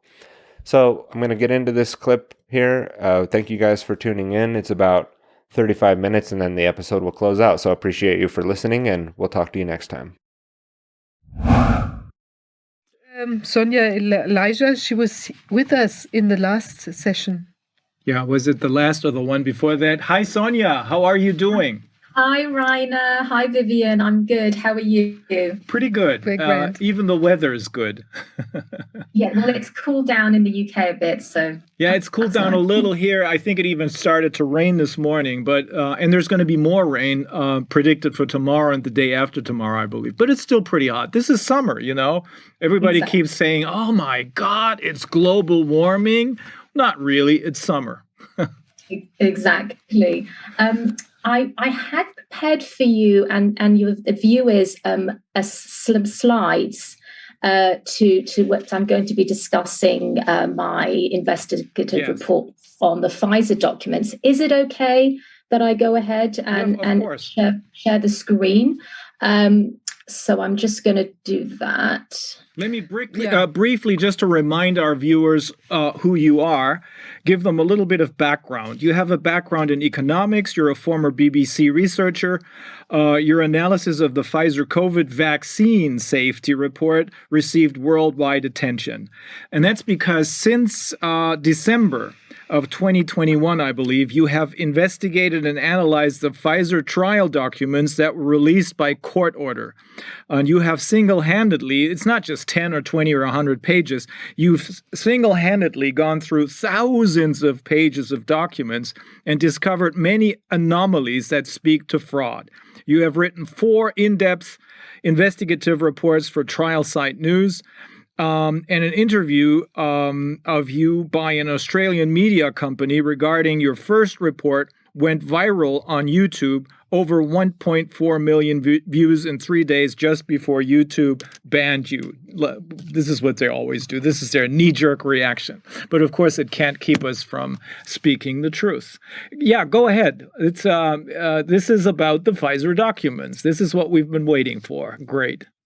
Exactly, and just to before I begin, we need to thank the plaintiff group, Public Health and Medical Professionals for Transparency, because if it wasn't for that group, we wouldn't have access to all these documents. So, so back in August 2021, this group of about 30 medical professionals, led by Dr. Peter McCullough, sent a FOIA request to the FDA to ask for all the documents that the FDA relied on to authorize the Pfizer-BioNTech COVID-19 vaccine. 3 months later, in November, what the FDA did, they just released only 90 pages, which is like a fraction, like less than 1% of all the documents. And they released that November 2021. So, they then had to take them to court. This is the plaintiff group, to get the FDA, and it was actually through a court-ordered. It was court-ordered by Justice Pittman that they actually had to disclose all the documents, and they did like over a schedule, a time schedule. So every month now we're getting thousands of pages released. So the first report focused on it was the cumulative analysis of post-authorization adverse event reports. And this report focused on, it was a 3-month period from December 1st, 2020 to 28th of February 2021. And it's very alarming because what you're seeing, oh, hang on, let me see. Right. Okay. So first of all, over 42,000 cases were recorded. So these are individuals who had adverse events. And the amount of adverse events is staggering. You've got over 158,000 events. These are symptoms that were reported spontaneously to Pfizer. And that's literally an average of a single person having at least 3 symptoms. Now, there were many unknowns in this 38-page document. We have at least over 2,900 cases where the gender is unknown. We have 6,876 cases where age is unknown, and over 9,000 cases where the outcomes are unknown. Wow. And that's very, very alarming. So what actually stood out when I first read the report, and this is in the beginning of the report, Pfizer had to hire extra staff to process the large volume of spontaneous adverse events. They had to hire an additional 600 full-time employees to process all of these adverse event reports. So that is just so shocking because they didn't expect it. I have no idea, but the fact that they had to take on the extra staff really speaks volumes here. So that's quite significant. Now, off the bat, we know 1,228 people were recorded to have died within 3 months after taking the vaccine. And this was known to Pfizer by the end of February 2021. Now, what's really remarkable, I found a quote from, this is back in April 2021. We have Dr. Mace Rothenberg, the former Pfizer chief medical officer. And when he was talking to the Washington Journal about the development of the vaccine, he said, "I can tell you that no corners were cut and there have been no deaths that have occurred directly as a result of the vaccine alone." So that's, very shocking. But you can see in the way that he tried to phrase his, in the way that he tried to, I guess you could say, manipulate his own words. You can see that there's something not quite right. He knows it, but he's trying to get around it. Yeah. Yes, exactly. I pinpointed some of these major sort of adverse events. So these are the AESIs, an adverse event of special interest. And we have a category of cardiovascular events. And under that category, I've just listed some: cardiac failure, arrhythmia, tachycardia, myocardial infarction. So now we have over 1,400 cases of these cardiovascular AESIs. Now, we know that 136 of those, the outcome was fatal. And then this is what's really important. The median relevant event onset latency was less than 24 hours. And I'll just explain that. So that means basically that 50% of those relevant outcomes, including deaths, occurred less than 24 hours after receiving the vaccine. And this points to vaccine death causality because it happened so soon after the vaccine was administered. So this is important. Now, what is very shocking going through this document, women were over 3 times more affected by these adverse events. Now, I particularly have highlighted anaphylaxis here, which is a potentially life-threatening allergic reaction. Women were over 8 times more affected when it came to anaphylaxis. So this is really important. This is statistically significant data, and it reveals, the possibility of gender-specific vaccine safety risks. The fact that women were more affected by the vaccine. Then we've got anaphylaxis, which I mentioned. Sorry? I was just wondering if there can be any explanation. Do you know why something like this can happen? That it's so much more damaging to women than to men, or like? Yes, no, that's a really good question, Vivian. I don't know that. I'm not a scientist. I don't know. It's definitely statistically significant. And why are women more affected? Mm-hmm. And it's not just nominally, it's like 3 times more. And, it's some to do, with anaphylaxis, over 8 times more. So there is something going on here, and why women are more affected, but I can't give you an answer to that. And then we have 4 out of the 9 deaths. This is to do with anaphylaxis. 4 out of the 9 deaths occurred on the exact same day the individuals were vaccinated. Again, this strongly suggests vaccinal death causality. Another thing that was very alarming was the pregnancy outcomes. We know that pregnant women were never officially part of the Pfizer's pivotal clinical trials, but this is the report that I'm sort of analyzing is the post-authorization adverse event. So this is after the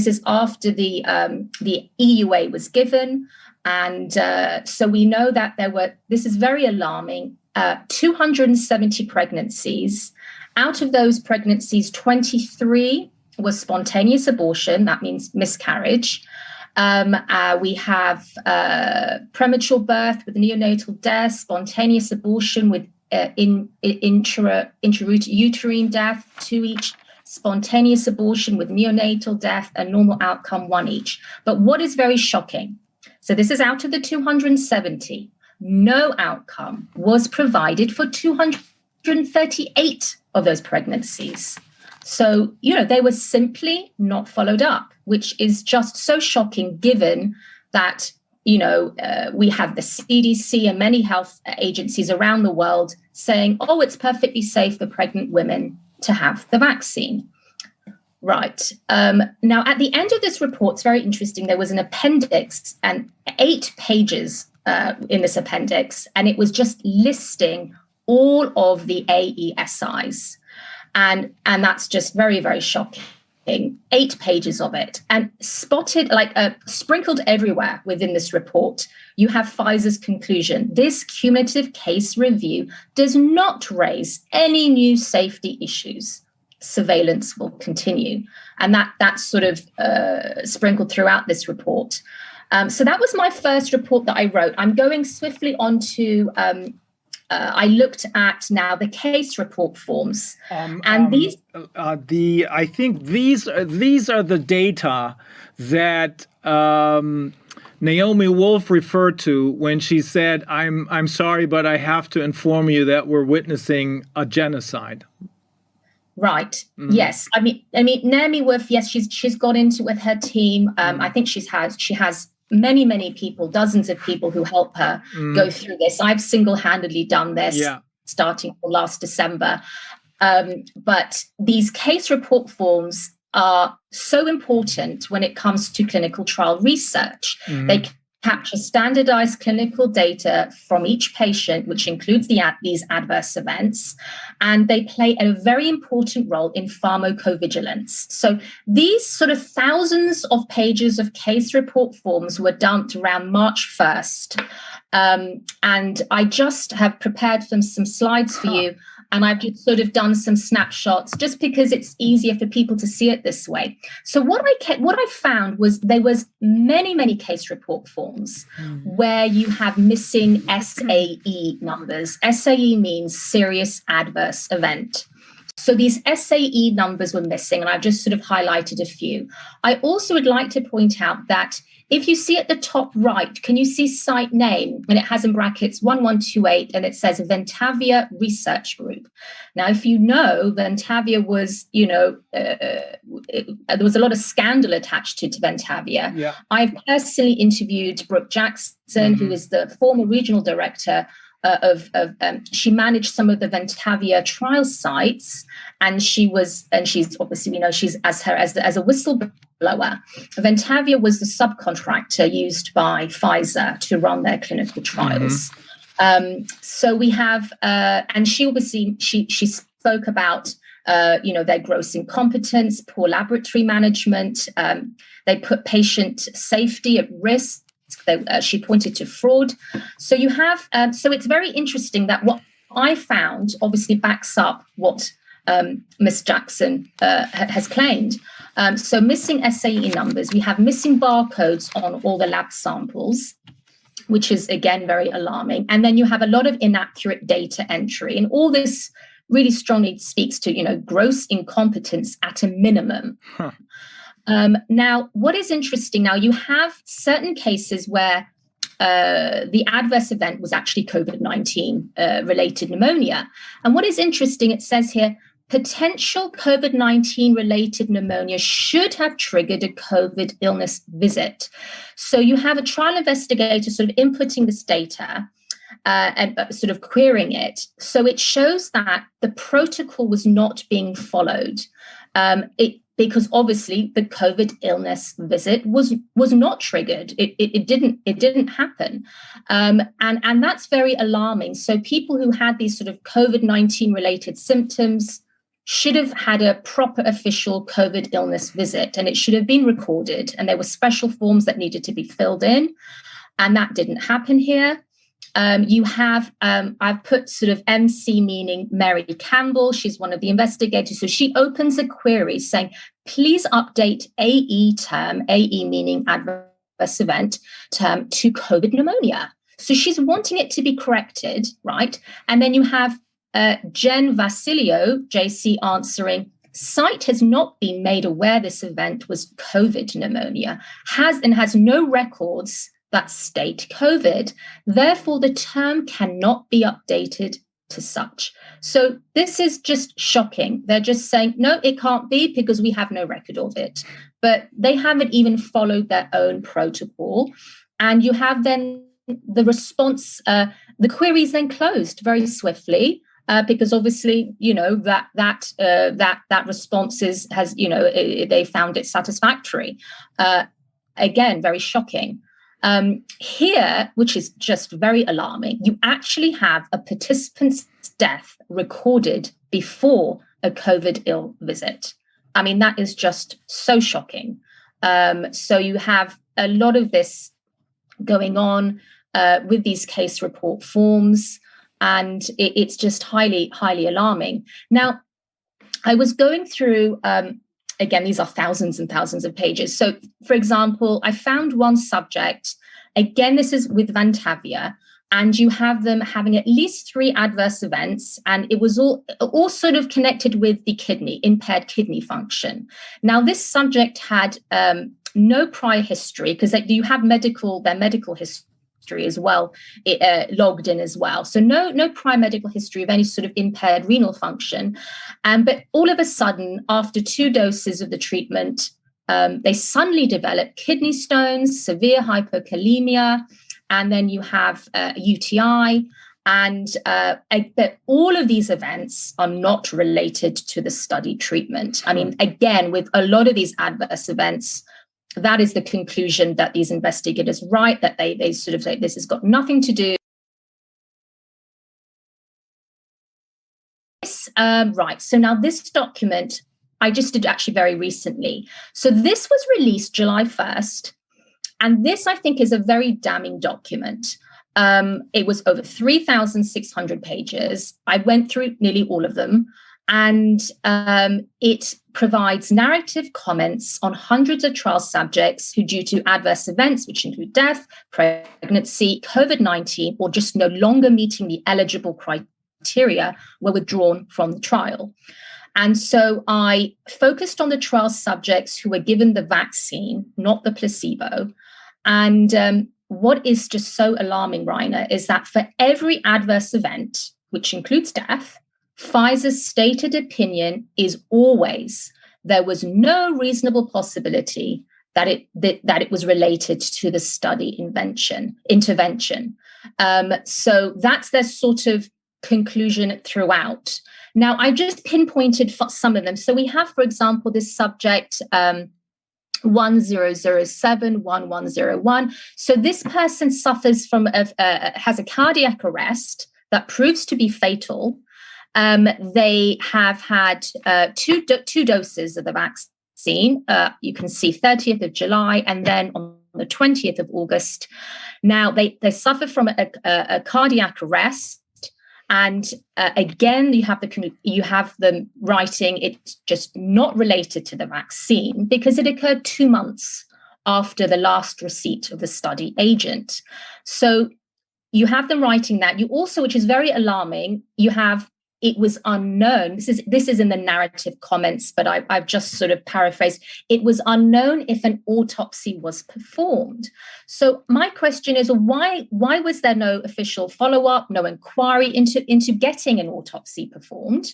As we know, cardiac arrest is listed as an adverse event of special interest in Pfizer's own post-authorization report on these adverse events.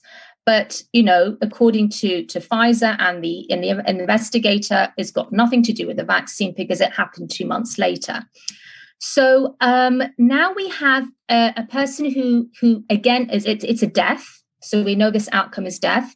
And they suffered from arteriosclerosis. Now, they were given the vaccine on the 10th of September. And again, we have the comment down below that this is to do with the investigators. In the opinion of the investigator, there was no reasonable possibility that arteriosclerosis was related to study intervention, but rather it was related to the suspected underlying disease. And you have, of course, Pfizer concurred with the investigator's causality assessment. But when I looked into that subject's medical history, there was no mention of this disease.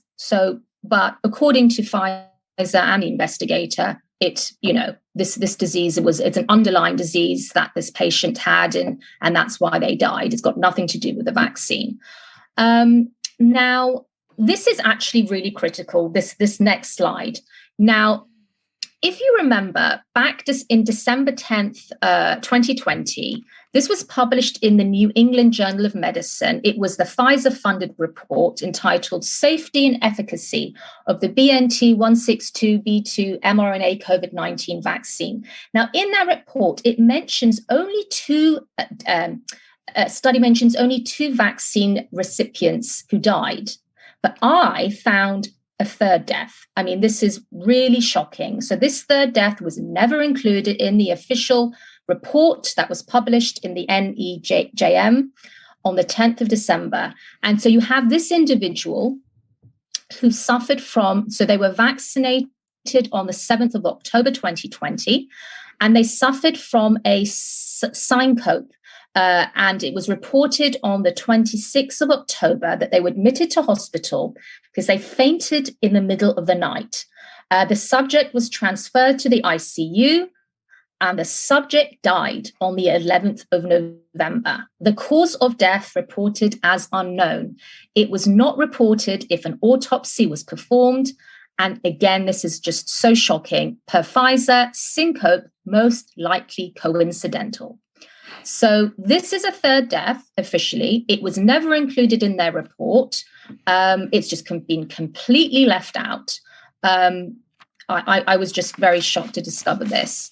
Now we also go to, I came across subject 1178-1107, a 48-year-old female who developed lymphadenopathy and had at least 4 enlarged lymph nodes after receiving her first dose of the vaccine. Now, again, in these, we have a section for narrative comments. It reveals that even after the hospital, this is really shocking, the hospital oncologist believed that the vaccine to be the most likely cause for her condition, for her lymphadenopathy. And even the trial investigator, this is Pfizer's trial investigator, gave the opinion that there was a reasonable possibility that this condition was related to the study intervention.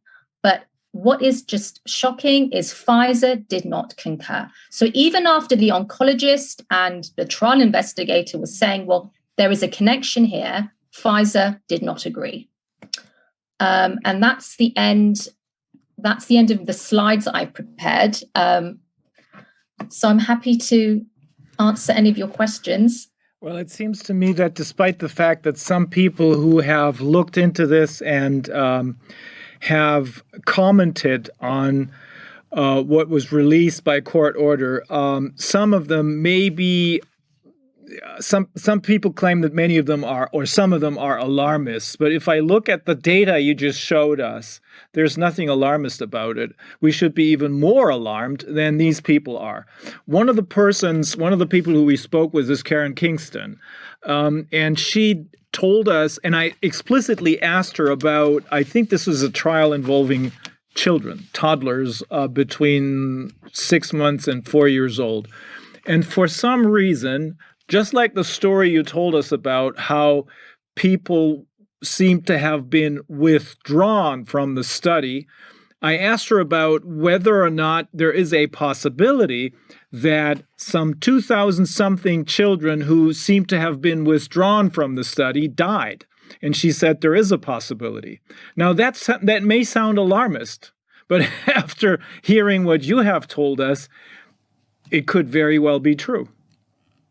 Yes, I mean, really, at this point, we cannot trust anything, I believe, that has been presented here. They're Pfizer's data. I believe it points to fraud. You know, for example, they didn't include that third death. Why didn't they do that? I'm always right on what I see, the evidence before me, going through all the data, going through all the reports, going through thousands and thousands and thousands of pages. And obviously, this is an ongoing investigation. I will still continue to be doing this. And this is just what I'm finding, and, I'm not a scientist. I don't come from a medical background, but I do have good attention to detail, and I'm recording all this and writing on it. But it is just so alarming. And the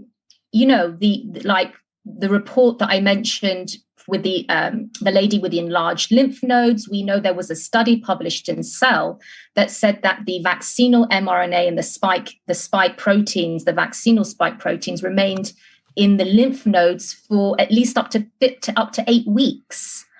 I also forgot to mention, because I just obviously had limited time and I didn't know how much time you were going to give me, I did another further report on the non-clinical overview of Pfizer's document. So that's also on Trial Site News. And what's really alarming are literally the safety studies that were not done. You had no safety pharmacology studies were done, no genotoxicity studies were done, no carcinogenicity studies were done. And these are novel. It's a novel treatment. The lipid nanoparticles themselves, 2 out of the 4 are completely novel. And we know that they cause inflammation. There was a study done on mice. This is to do with Aquitus's technology, the lipid nanoplatform technology, was highly inflammatory in mice. We know that they did these biodistribution studies, but they used the mRNA was encoded with luciferase, which was sort of to light up where it was going in the body. They never encoded it for the actual spike protein that's in the vaccine. So they do not know. And we have this on record. I interviewed David Wiseman for Trial Site News, who's been following all the sort of FDA, those VRBAC meetings, those pivotal meetings where they sort of go ahead and recommend the vaccine for young children and infants up to 6 months of age, where you had I think it was Dr. Gruber, who was Pfizer's rep, who said on record, this is all, and I put this in my interview with David, where he said, where a doctor, Dr. Portnoy, is asking a question, how much spike protein is being produced by the cells, and for how long does it persist? They had no idea. No idea. Those studies haven't been done. It's a sham. It's quite obviously a sham, a complete sham. I mean, there's no other way to explain this. There's no way that this is all just a coincidence or mere negligence. They're trying to push through the so-called vaccines. We all know they're not vaccines because vaccines, by definition, immunize you against a certain disease. They give you sterile immunity. But in this case, they admit, even the makers of the so-called vaccines, they all admit, no, we don't know it doesn't do that. We don't know if it's effective and we don't know if it's safe. Now, through your work, because of this FOIA request and the court order, now we know they just didn't care. They just didn't care. They even, to me, it looks like they have been trying to hide what's been going on. They're forging the numbers, and I think this is going to cost them very dearly. I think this is one of the companies that will have to be taken down completely. Yes. I mean, it just points to fraud. So if you think about it, all these authorizations that were granted, the EUA and the conditional marketing authorization given by EMA, I mean, what's it based on? It's based on fraudulent data, or hidden data, or these gross inaccuracies, these anomalies, these, what's going on here? And also, observer-blinded trial. So, which means that this wasn't a double-blinded trial. So I think the administrators who were giving the vaccine were blinded. Obviously, the participants were blinded, but everybody else was unblinded. And when it came to potential COVID-19 cases, the team was unblinded. And when you unblind a trial, it leads to a loss of data integrity, which is really important. When you lose your data integrity, what meaning does it have? Yeah. And bias, sorry, I forgot to mention, you inject a huge amount of bias. That is crucial. Yeah.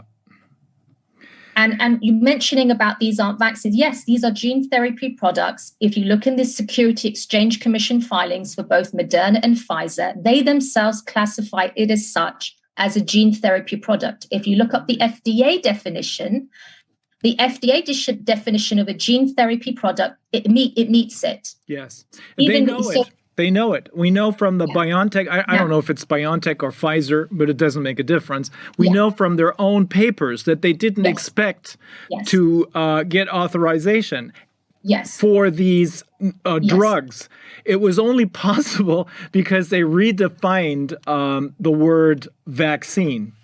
Yes, they That's the only redefined way. it so it be more palatable for the general public to accept it, as opposed to, do you want to have injected a gene therapy product into your arm? Remember the one, I think this is probably a German, judging from his accent, German CEO of, I think, Merck, who in a speech which he probably didn't expect to be recorded and then played to the general public, he explicitly said, if it hadn't been for this plandemic, he didn't say plandemic, he said pandemic, people would never have agreed to get injected with an experimental gene therapeutical substance.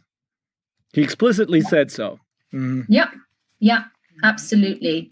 So no, it's just very damning, all of it. And obviously I just zero in on the evidence that I'm seeing before me and just, I'm just continuing to investigate this, but it's just truly shocking. It really is. Yeah. It seems, we thought we're now pretty close to getting to the bottom of it. No way. We're not even halfway there. Much, much more horrific data will come out, I'm afraid. And what's most disturbing, as far as I'm concerned, is that there's so many people involved in this who are willing to sell their souls to the devil. They will have to pay dearly for it.